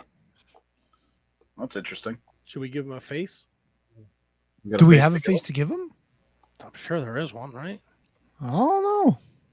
I can only edit his name and his mic settings. Oh, Bobby. I can't give him a face. I'm sorry. Somewhere in there, Double T, I thought, did you say that one Mr. Birch sent you the knobs hole? Oh yeah, many years ago when we had Casey Catal and and Brandon Kirk in studio. Okay. Because you sent that to me, and I've sent it off since. So I'm just let him know. I thank Mr. Birch because that still lives on. Well, he sent it to me many years ago, and then the last person to send it to me. We like to thank each and fuck this. I'm disconnecting this. Fuck this shit. Fuck technology. I don't know what the fuck is wrong with this thing. It sounds like shit every week. I try to do something to fucking better the show, and it's fucking worse. All right, nobody's yelling at you. Relax, big No, guy. but I can tell by the look in your eye. You're like, Tony, God damn it. And I'm like, I know, I get it. I suck. You didn't have to say anything. You didn't have to say anything. I didn't say it. I didn't even say it with my eyes. Kevin can't even see me, and he knows I didn't say it with my eyes. No. I think that we all just appreciate effort, right, Matt? I think that's. I'm not. I was going to say the last person to send me the butthole picture was Conrad Thompson. Nice. Yeah. I don't know. Whatever. Let's move on. I feel like my life is spiraling into Knobs' butthole. Well, Tony, we're going to pull you out of that butthole right now as we're going to talk a little No Way Out 2005. This week's Wizards Rewind. 18 years ago today, Pittsburgh, Pennsylvania, at the Mellon Arena. Mellon? Hardly knew her. 9,500 people. Yes, 9,500 people jam-packed to the rafters. And I'm not going to lie to you guys. I picked this just because it fell on this particular day. It was on the list, and I said, I've never seen the show, and this might be something we could all watch and laugh and have a good time with. And I'm not going to lie to you. I didn't think this was a terrible show. No, I agree. Not nearly as bad as you would think it is considering the lineup, but really entertaining stuff. I thought it was a fun show. I thought the quality of wrestling was pretty damn good. The diva stuff kind of threw me off, but yeah, I'm kind of right with you. It was an enjoyable watch.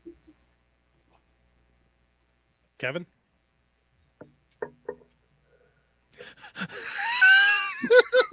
Oh yeah, no, I agree. I've definitely seen the show before, and I've definitely enjoyed watching it back again. Of course, I love the WWE Cruiserweights, so obviously seeing Paul London and Chavo and Shannon Moore and all those guys was really cool.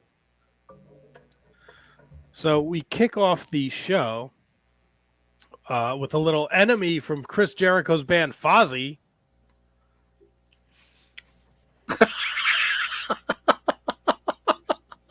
He's relocated. He's giving us the tour. He's at Starbucks now. I've never been in only outside. What the fuck is going on? I feel like we're in like a Take On Me video. Kind of, a little bit, yeah. Take on me. Take on me. So Chris Jericho's Enemy is the theme song. And I don't know what to do at this point. Should I just leave?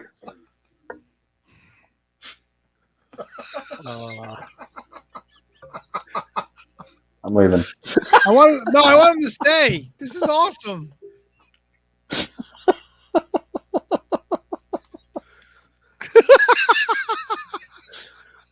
His elbow. Is that his elbow? What is that? Oh, think it's his finger. I mean, if you can participate in the conversation, stay. You don't have to be on video. If you don't feel comfortable not being on video, then I guess you can leave, or you could just hang out. Whatever you want to do, Kevin.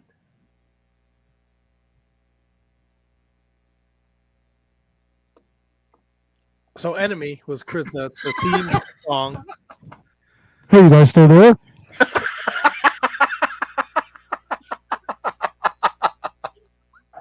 Oh, yeah, I watch the show a lot. I hope he knows I'm not making fun of him. It's just the situation's hysterical.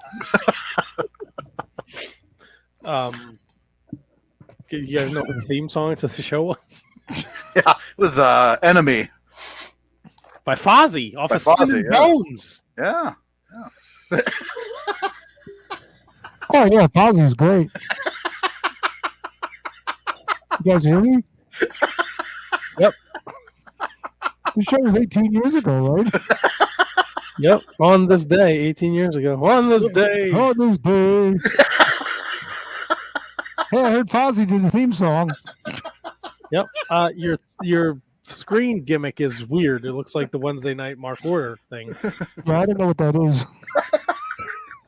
Is a show on Wednesday nights? What is it, the Red? This Wednesday night, 100th episode of the Mark Order podcast. Oh, fantastic.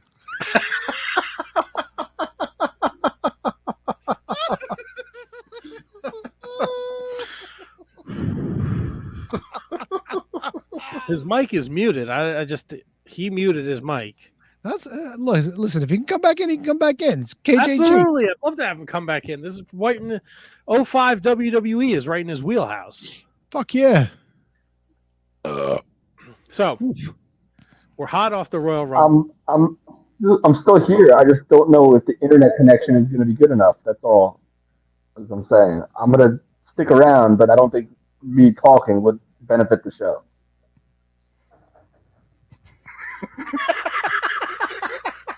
Hey, this show took place 18 years ago, right?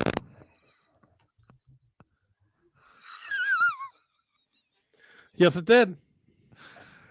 Yo, is this the show that Fozzie had the theme song to? Yes, Enemy from Sin and Bones was the theme song. I remember that song. Yeah, it's a great song. Do you remember who won the 2005 Royal Rumble? Judas.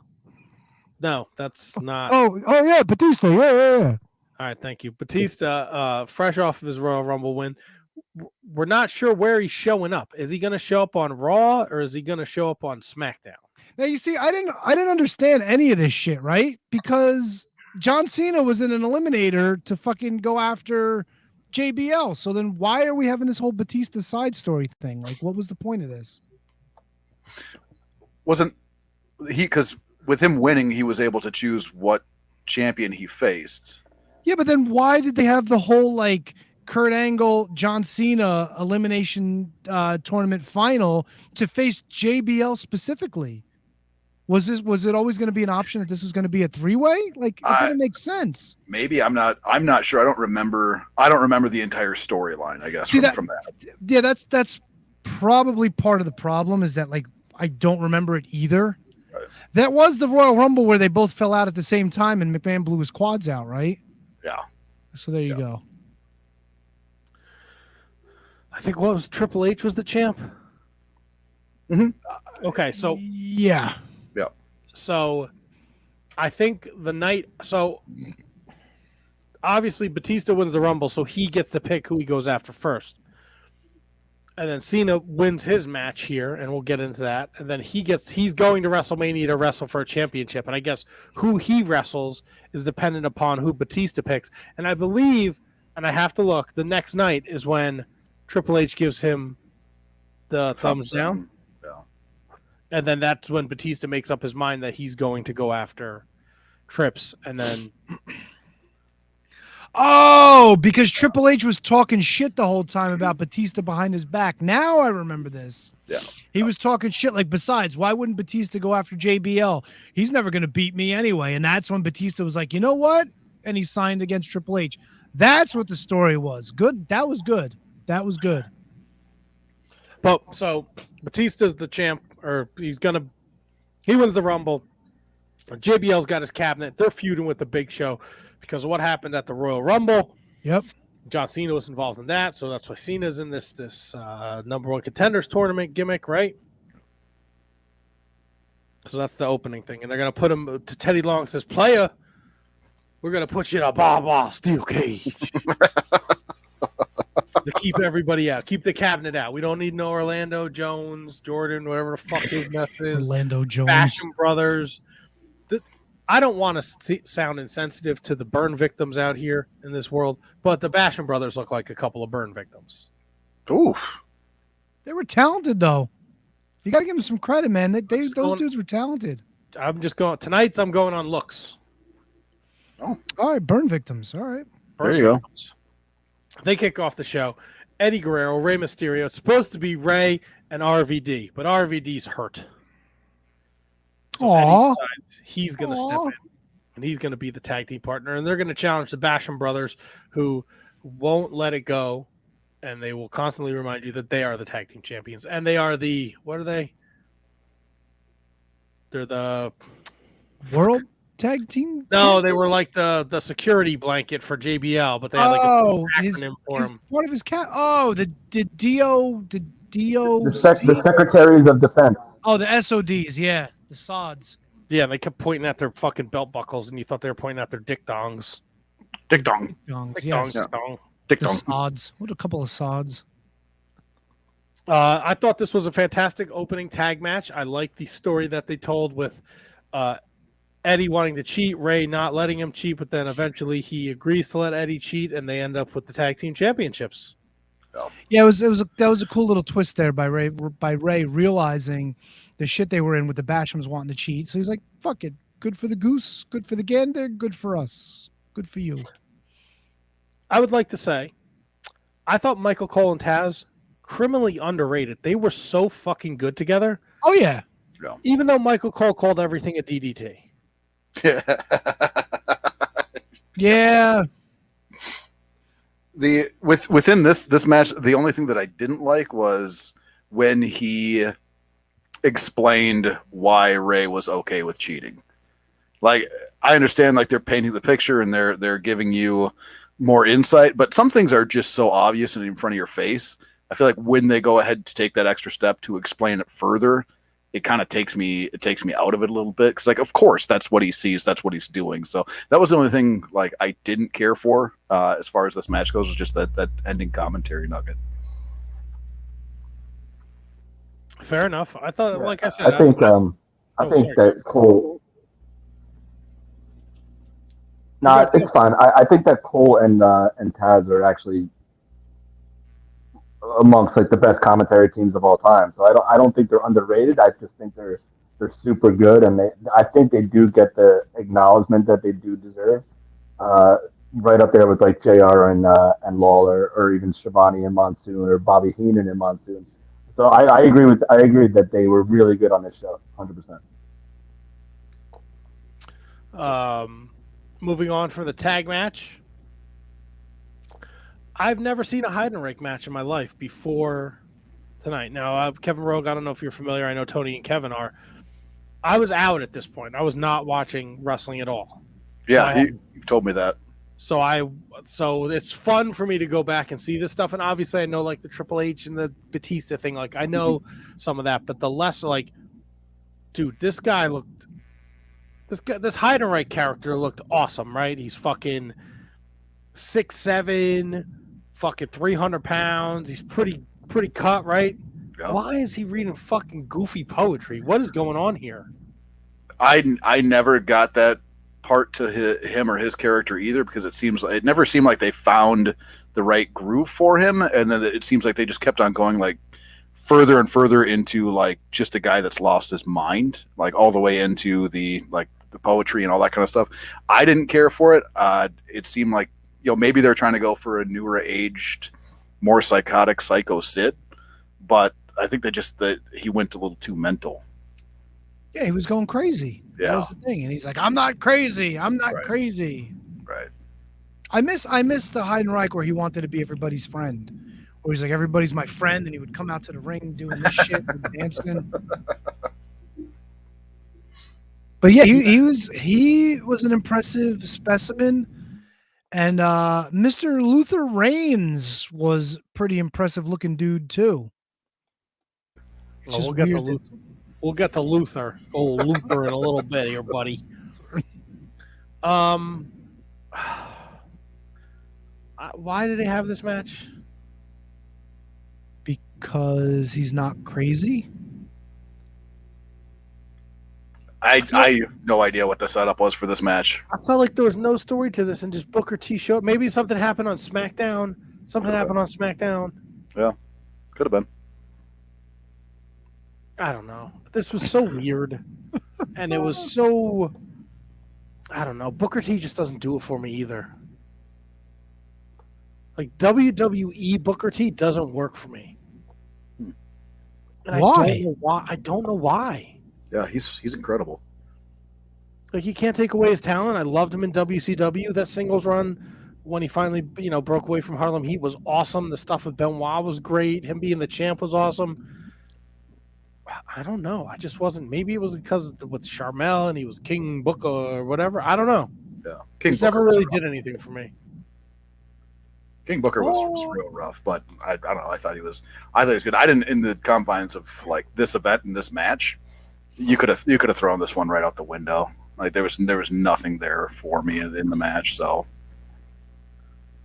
Tony, Oh, hail King Booker. You didn't like King Booker? I didn't like King Booker, not at all. The only thing I didn't like about King Booker was when him and Charmel lost to the Boogeyman. Coming to get you. Oh, yeah, so don't Hyde forget, gets disqualified here for using a chair outside, right? And then Yep. he tries to pin fucking Booker. This was some weird Kamala shit going on here, you know? Oh, that's a good call. Like, didn't realize that the match was over, and they're like, nah, man, you're done. Get out of here. Oh, and don't forget, before this match, we got the first of 3 installments of the 2005 SmackDown Rookie Diva of the Year contest, hosted by Tori Wilson and Dawn Marie. Well, for a little while, Dawn Marie, anyway. What a hunk of shit. Dude, Joy Giovanni, Michelle McCool, and 2 other women I've never heard of. Never, ever, ever heard of. Well, Raquel Lowen, I think they said she was a Playgirl. Ooh, really? Was it May Valentine? No. Let's see. According to Raquel Lowen's Wikipedia, she was a model from Canada. She was in Muscle and Fitness. And post WWE, she was Fitting in these the nuts in her mouth? the Lingerie Football League. Ooh, a veteran of the LFL. And Nice. then Lauren Jones, she was an actress. She was on The Price is Right. She was in The Expendables. And Wait, was she a contestant or was she like one of the models? Like, was she one of She was in the crowd. She was one of Barker's beauties. Oh, nice. One of the ones he didn't molest, She's allegedly. a chief. One of Barker's bobbers. Is that?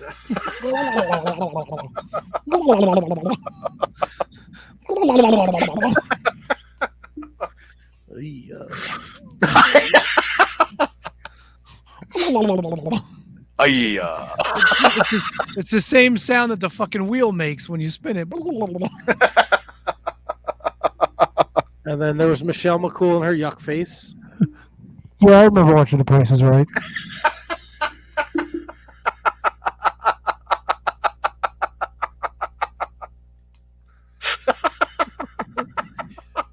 Yeah, if you're not watching the episode, you're missing out on many gems. Go back and go to YouTube, people. Seriously. If you're listening on the bus and it's 2 days later, put on the YouTube. Michelle McCool was there with her yuck face. And then there's Joy Giovanni, who was a dime piece. Yes. So What was the first competition? Special talent. No, that was later on. The first one, yeah. The That first wasn't one, the first one? the second one was the bikini, wasn't it? And then the next one was the talent. I forget how it goes. No, didn't the first one didn't what's her nuts massage fucking Tori Wilson in the ring? Yes, and then they gave Rochelle the fucking joke. Here's It's my like, talent. I'm gonna tell a joke. Oh, here's Tony's talent. It's my talent. He's got to work on that. And she's like, "How do you make a Kleenex dance? You put a boogie in it." And the crowd fucking turned on her right there. They didn't give a flying fuck after that. It's like, what do you do? Like, how do you do that to her? But then let all the horn dogs in the place get all rowdy over a massage to Tori. It was. They gave her no shot. They gave her no chance. Do you feel weird now as like an older gentleman watching shit like this? Like yeah, in the I was like- Bamps? I was like, I hope my mother-in-law doesn't walk into the living room while I'm watching this. Yeah, like I was like, I'm watching. I'm like, now what if my wife walks in? It's like, I'm like, it's a wrestling show, whatever. But still, it's like, what the fuck are you watching? You know? It's a talent thing. The Rookie Diva talent contest. It was awful. It was bad. It was very bad. I don't think we need to break down the Diva contest. Joy Giovanni wins. Oh, and Michelle McCool body slams Dawn Marie. Yeah, I hope that led to a feud. See, that was funny because if you pay attention to the crowd there seemed to be really into Michelle McCool. Yeah. But then when they go to the results, it's like Joy Giovanni just blew everybody away. It's because she was showing butt crack. Yeah, a little bit. She was letting that shit come out a little bit there. Dawn Marie throughout all of it was horrible. Dawn Marie was just bad. She sucks. She's awful. Yeah, this is bad. She stole Kamala's money too, didn't she? Did she? Wasn't she like part of Wrestlers Rescue and she was raising money for them, and then there was a whole thing where they weren't giving anybody any money? Let's see. Yeah, Wrestlers Rescue, wasn't it? And they were supposed to raise money for Kamala and a bunch of other wrestlers. And then they took the ducats? That was what was alleged. And I think she was with Pat Kinney at the time, wasn't she? Diamond? Weren't they an item? Yeah, but that was earlier, I guess. Maybe? She married Matthew D'Amata in 2005. What was D'Amata with him? Nailed it.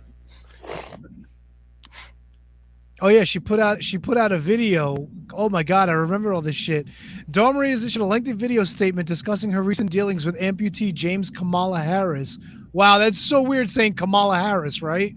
And past controversies involving her Wrestlers Rescue Foundation. Ooh, baby.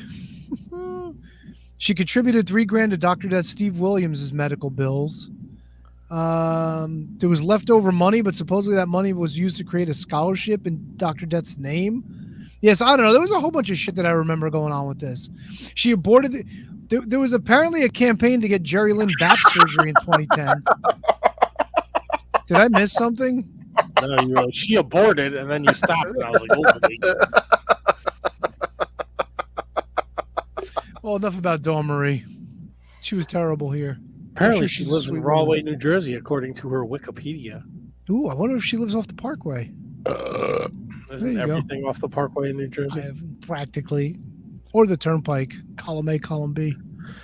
We have the Cruiserweight Open for the WWE Cruiserweight Championship. Funaki Wang is what? Aiko? Akio. There you go. Akio, yeah. There. Paul London, Shannon Moore, Spike Dudley, and Chavo Guerrero. Okay. Okay. How was Funaki the champion going into this? How does he get the first straw? How does he lose immediately? And how does he call Spike Dudley his spot in the match? Like, this whole fucking beginning, like 5-10 minutes was garbage. It really was. And what was the point of having everybody else on the apron? Usually one of these shits, doesn't the other guy just come down the aisle and jump in the ring? Yep. Yeah, I had that same thought too. I think when he was doing his that indeed, like that was over pretty big, so I can understand him having a short run with the cruiserweight title. But the setup of the match, having everybody on the outside, completely kind of fucked with the flow of it as far as being able to watch it. It was an okay little match. I have no recollection of Akio whatsoever. No idea. So it was either a real short run or just a very forgettable one. It looks like Funaki beat Spike Dudley at Armageddon at the end of 2004. To win the title? Yep. Spike Dudley, former cruiserweight champion? Yeah, the boss. He was the champion from July to December. What does that say about the beat Rey Mysterio Jr. for it? Fuck off. Fuck off, no, man, on a SmackDown in Cincinnati, Ohio. Yeah. Fuck off, no. Kevin, what do you think? Oh, yeah, Spike Dudley. Yeah, the boss. You remember Akio? Oh, yeah. Akio? Yeah. I remember him. Oh, yeah. Oh. Hey, what do you think of Akio would have been world champion in 2006, right? He was, wow. Oh, yeah. He was put together. He was aligned with Ryan Sakota. Oh, you ever have cicadas in your yard? Oh, yeah, them fuckers are loud. Oh, yeah.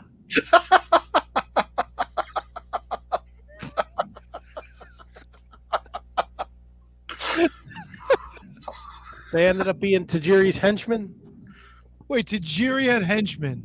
Yeah, it was this Ryan Sakota dude and Jimmy Wang Yang. Sakota D's nuts? They were yeah. Kai Dai? Kai and Tai, right? No, KYODAI. Oh, Kai and Sky. No, Dick. Coyote? Kyodai? Kyodai.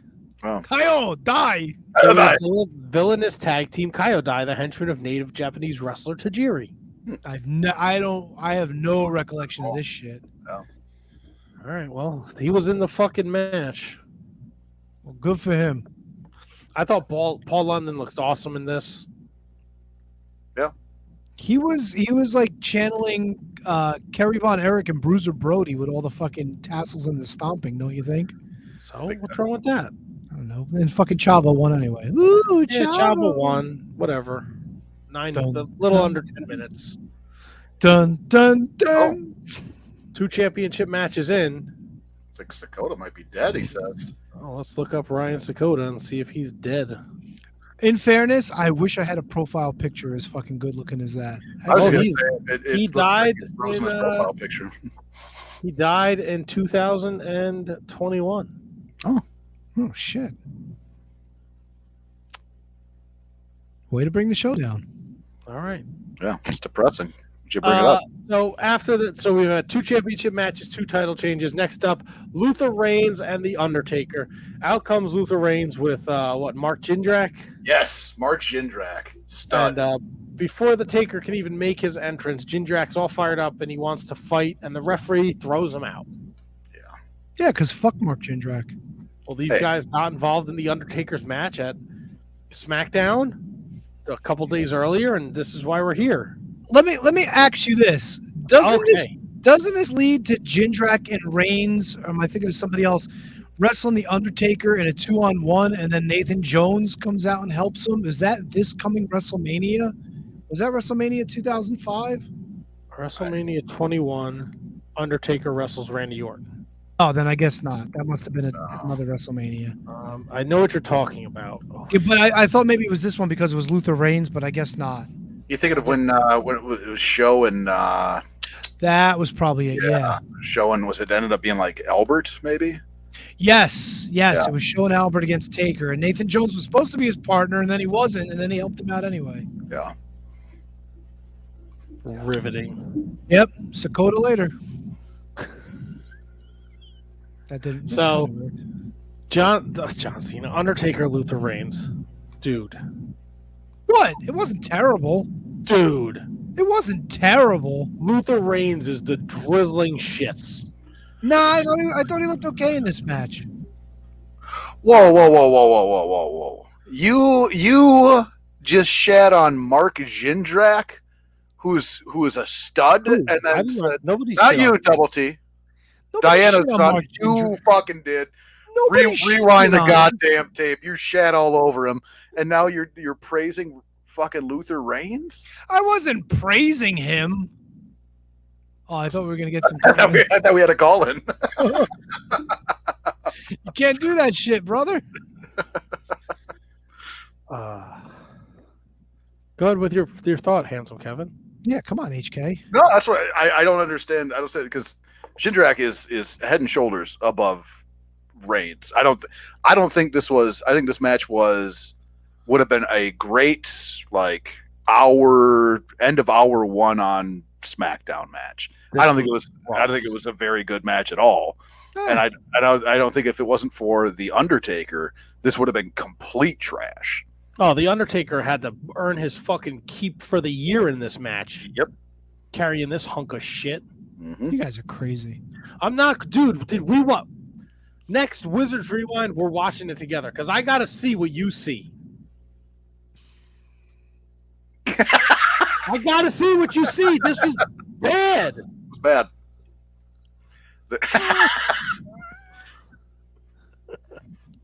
Undertaker wins, no surprise. He does. Like, the Undertaker didn't go to a medical facility. You know, they tried to play that up with his neck injury. Oh, Jesus. Tony, Reigns, number one. There's no, like, he never, like, he, like, does it, and then it's right back to the mic, right to talking to right to his mouth, yeah. Are we going to call her? Oh, Luther Reigns. Garbage, Tony. 100%. What are you smoking? Can I get some? Sorry. No, you're good. Appreciate you chiming in. Next up, we have the tournament finals to determine the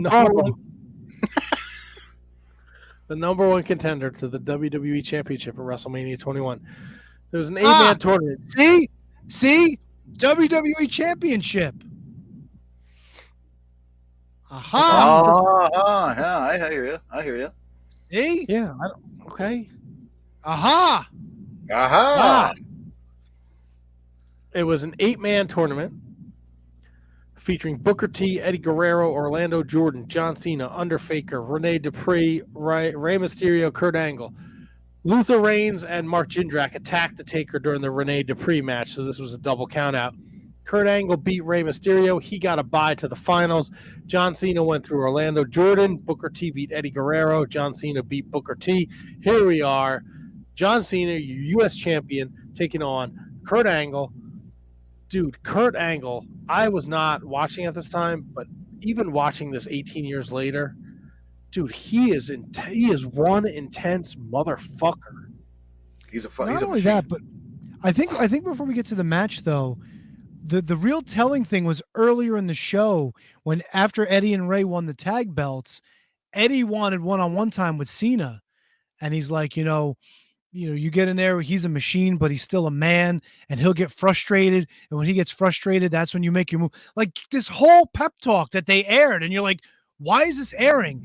Because fucking Eddie Guerrero just put the stamp of approval on the next fucking big star, John Cena. That was fucking amazing. So going into this, you've got that story built in where now Cena got this pep talk. Hey, I know what the fuck I need to do to beat this guy. And it fucking plays in the story perfectly.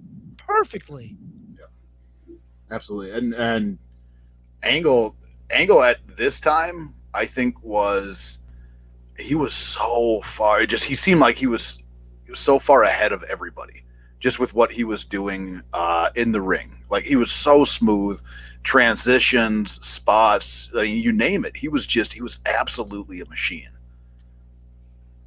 Yeah, and I think this is right. This is the birth of the wrestling machine, right? It doesn't come long after that. Because I know this is so he was the one in the triple threat match with the Big Show and JBL at the Royal Rumble, not John Cena. Yeah. To correct myself here. And then this is where the feud with HBK starts, because I think even during this match, I think people were chanting for HBK at one point. Okay. I didn't pick up on that, but very well could have. Fantastic match, great. They gave the history. John Cena was he stepped up. His debut was against Kurt Angle a couple years ago on SmackDown. He gave him a run for his money. He even got the stamp of approval from the Taker. John Cena ends up winning, and he is now the number one contender. I love this match. This was my favorite match of the night. What did you guys think? I 100% agree. It was my favorite match as well. It is awesome to see John Cena, like pre-complete explosion Super Cena, like in this time period, because I think that when he became Super Cena and the fans were kind of turning on him, I think it discredited some of what his actual and true abilities in the ring were, because he was very good too. And this match wasn't as good as Kurt Angle is and was.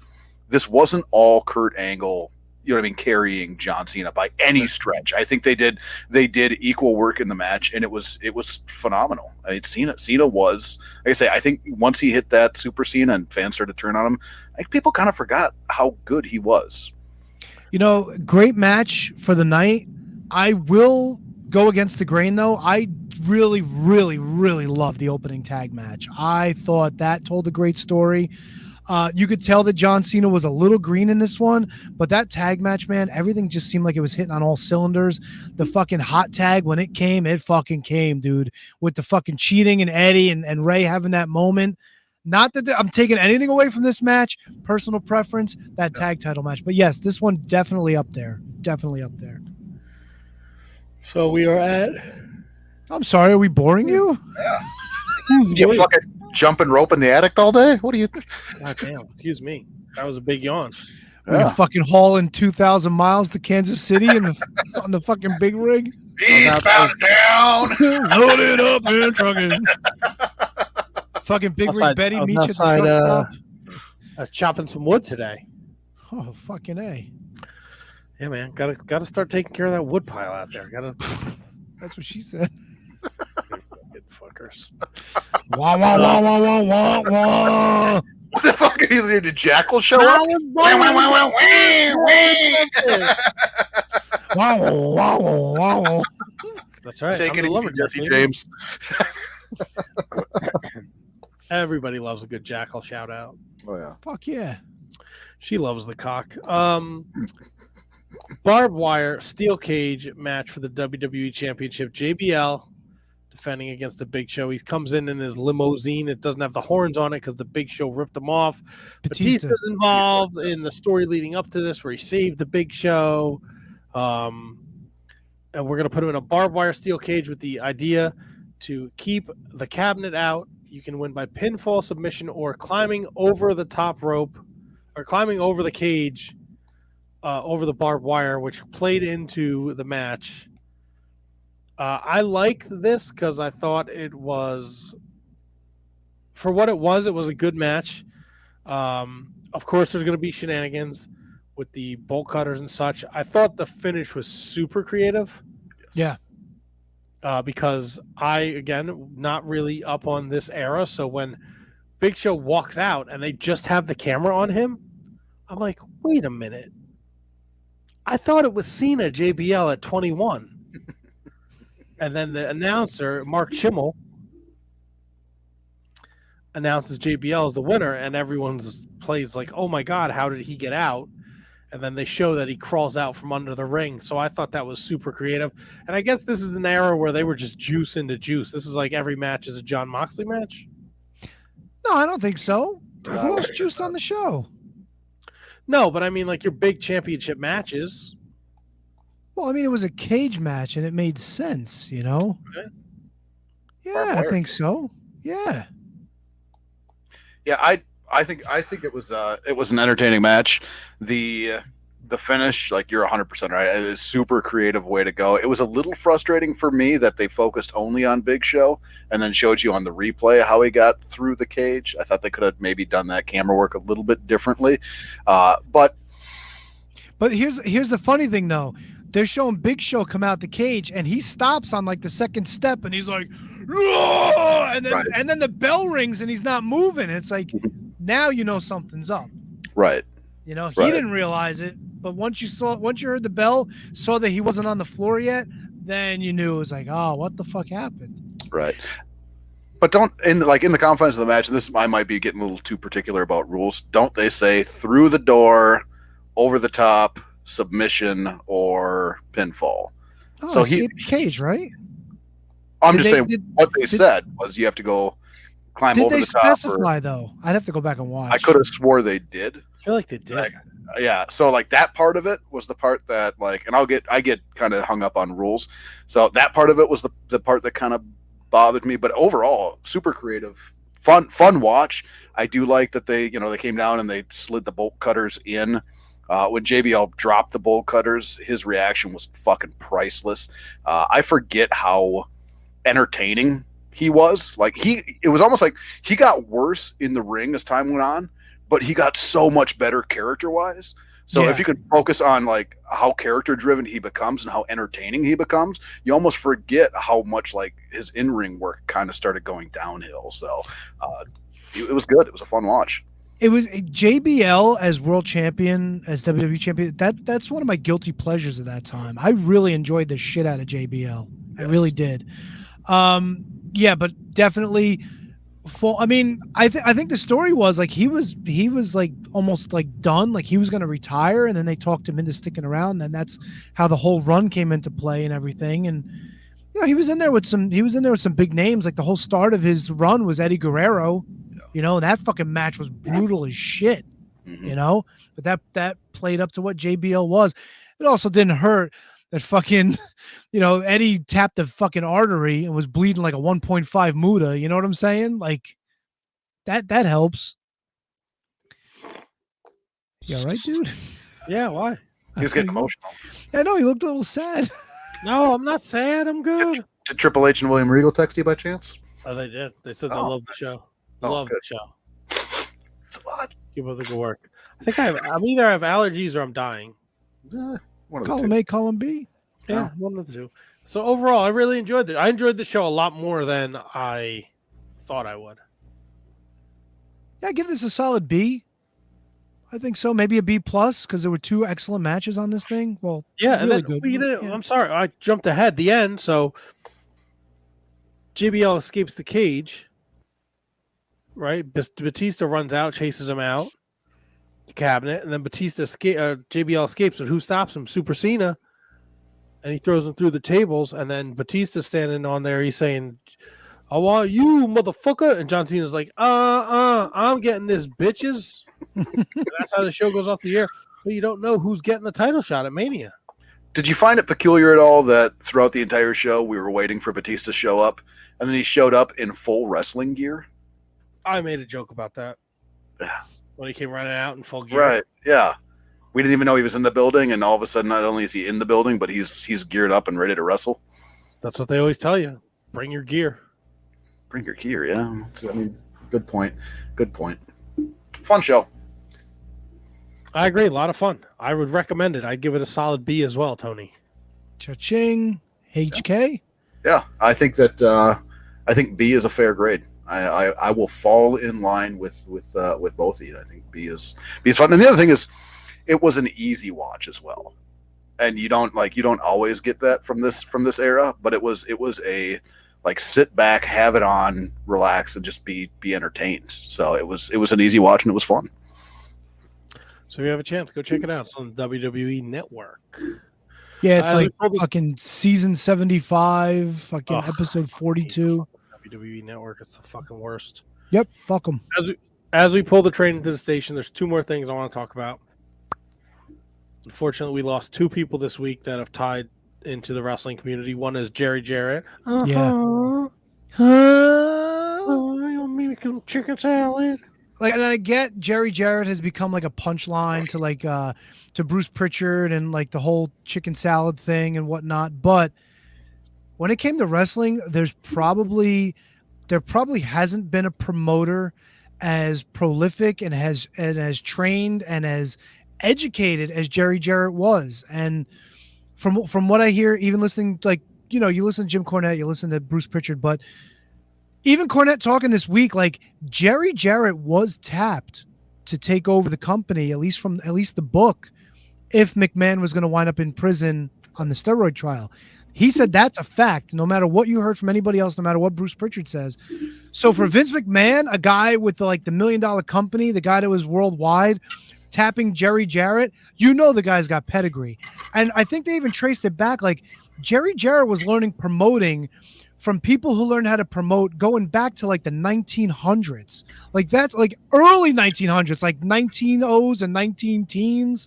Like that's how far back his pedigree goes in booking the wrestling business. He was booking shows when he was in his early 20s and people had no idea. But he was tapped to start booking all these other territories as they fell under Memphis, and then eventually it all became his. Yeah, he was really innovative with the skits and the interviews versus taking that 1 hour TV time and having it full of wrestling matches. The skits and the interviews really sold the circuit for them, and it was super. It's part of what made Memphis successful at the time. Yeah. So unfortunately, we lost Jerry Jarrett at 80 years old this week. We also lost Richard Belzer, Detective Munch from Law and Order SVU. Obviously, if you're familiar with Richard Belzer. A lot of people know him as Detective Munch from Law and Order SVU, but there was a time when he was doing like a late night talk show, and they were promoting WrestleMania. It was the original WrestleMania. It was like literally like days before or a week before WrestleMania. He had Hulk Hogan and Mr. T on. Hogan and T were making the rounds. They hosted SNL that week. They were doing interviews all over the city. So, yeah, Richard, what was it? It was Top something. I forget what the hell the name of his talk show was. And if you go back and watch the video, you'll understand, like, Richard Belzer was a dick. He really was. Yep. Did he deserve what happened to him? If you don't know, he was insistent that somebody put him in a wrestling hold. So the Hulkster brother put him in a front face lock. And lights out Belzer. And when Hogan let go of the hold, Belzer just fell to the floor like a sack of wet clothes and split his head open. And he had some scrub. I don't even know who the guy was. Finished the show because they had to take him to the hospital. He took like 9 or 10 stitches. He asked for it. He literally asked for it. Yep. Sued, won some sort of settlement. Wound up opening a ranch somewhere in Europe, and he named it Shea Hogan, which is a fucking dick move. And on top of that, his case wound up setting precedent in New York because he owed his lawyers a third of the settlement on a contingency basis, and he was trying to talk himself out of it, going, "Oh, I was under duress. I didn't know what I was signing, this and that." And the court said, "No, this was the deal you made. You signed a contingency, so you got to cough up the money to your attorneys. This is what pays them." So good on you, Bells. You fucking split your head open. You stole some money from the Hulkster and World Wrestling Federation, and you had to pay your attorneys, you fucking cheapskate. Rest in peace, Richard Belzer. Fuck him. And then we're going to add it on a positive note here, guys. Fuck yes. Friend of the show, MLW wrestler Richard Holiday, completed his chemotherapy treatments, and he got to ring the bell. It was on his social media Friday, so let's keep our prayers with Richard. He's not entirely out of the woods yet, but things are looking up. So good, man. Good. He's a good dude. Great news. Fantastic news for him.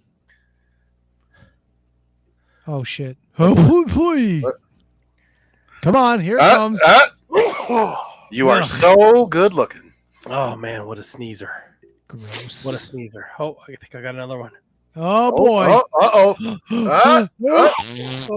Oh, you are so Son good of looking. a bitch. Son of a bitch. Well, this has been a blast. Whoa.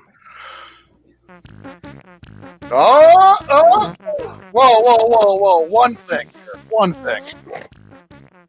There is no way we can move and close this show out with reminding everybody that on this day, you know what happened on this day. Tony, I'm looking at you here for this one. On this day, 1978, do you know what happened? February 20th, 1978 was... No, it couldn't have been that. Is this wrestling related? This is wrestling related, and it's huge. It's one of my favorites. February 20th, 1978?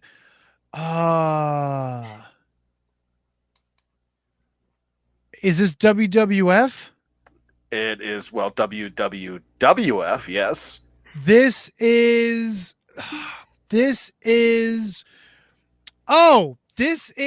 Superstar Billy Graham losing the championship to Minnesota's own Bobby Backlund. Woo! I knew I was going to get there. 1978 started his 2,135-day reign on this day in 1978. A real man, a real champion, Uncle Bobby B, baby. Woo! We gotta watch 205. We should have watched Backlund Graham. Oh, dude, we got to start watching some 70s wrestling for these rewinds. What are you fucking on drugs? No, I follow Bob Backlund. I stay away from the marijuana. Oh, how was the match? Good. It was a fucking 40-minute bear hug. Oh, the 40-minute bear hug and a fucking headlock. I'm sorry, it's not fucking Moxley cutting himself open 20 seconds into the match, hitting himself with a chair on the outside. Slicey. Hey, camera number 2, focus in. Moxley's doing it.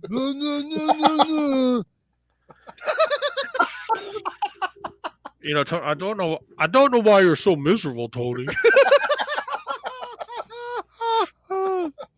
I try and watch the show. I come down to the Whole Foods to get some. Hey. Oh, I'll never say anything bad about AEW. Love that show. It's my favorite promotion. I watch it all the time. Just can't remember what happened. Oh, the best. Super fun.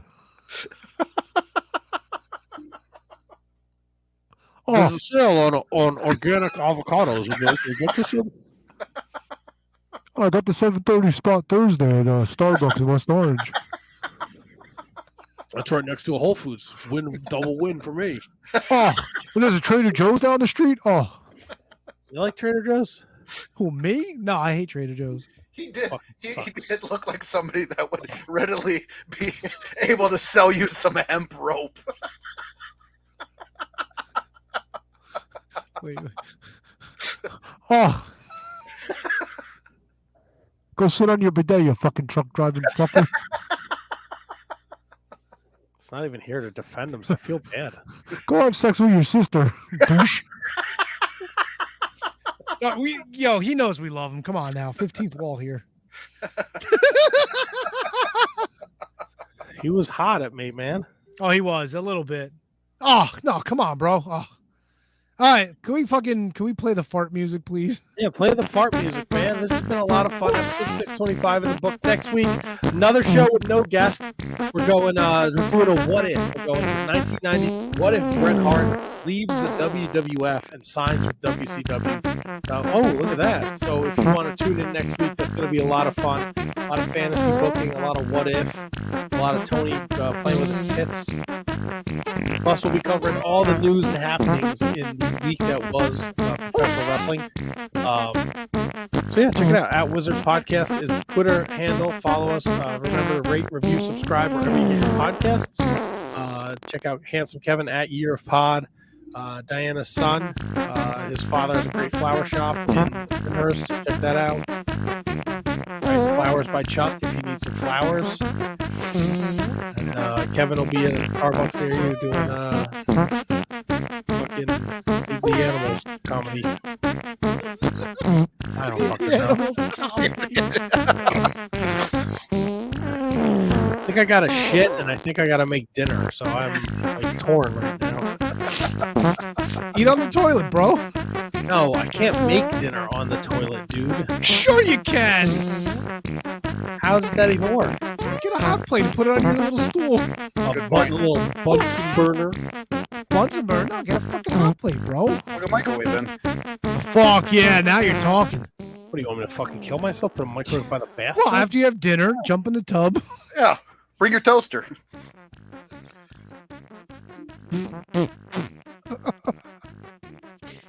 Thank you guys for listening, tuning in. Come back next week. We're going to have a lot of fun doing this podcast thing, and we'll see you soon. We'll see you soon? I don't fucking know. Hey, you know your commercial thing doesn't fit the screen, Tony? Yeah, I know. You know how hard it is trying to figure out how to big to fucking make that? I really thought I had it figured out. I guess I don't. Wow, see all this extra up top? It's no good. Yeah, I know, but if you, like, if everybody away. stopped their cams, maybe You it go would away. go away. You go away. Oh. No, what do you think? Everyone stop their cams. Let's see. All right. Stop your And cam. now no. Come on, HK. There, now put the thing Oh, up. he took himself out. Why'd he do that? I don't See, know. now He's it a works. Weirdo. That's better. Yeah, there you go. Oh, shit. I think I removed Matt. Dude. There we go. Hey, what's going on? Really enjoyed the show tonight, guys. I was having a good time. Oh, the show was fantastic. Yeah, Oh, we had a great show. I like when Bert from South Carolina tuned in. Oh, fucking South Carolina. Oh yeah. Oh yeah. Good night, Diana.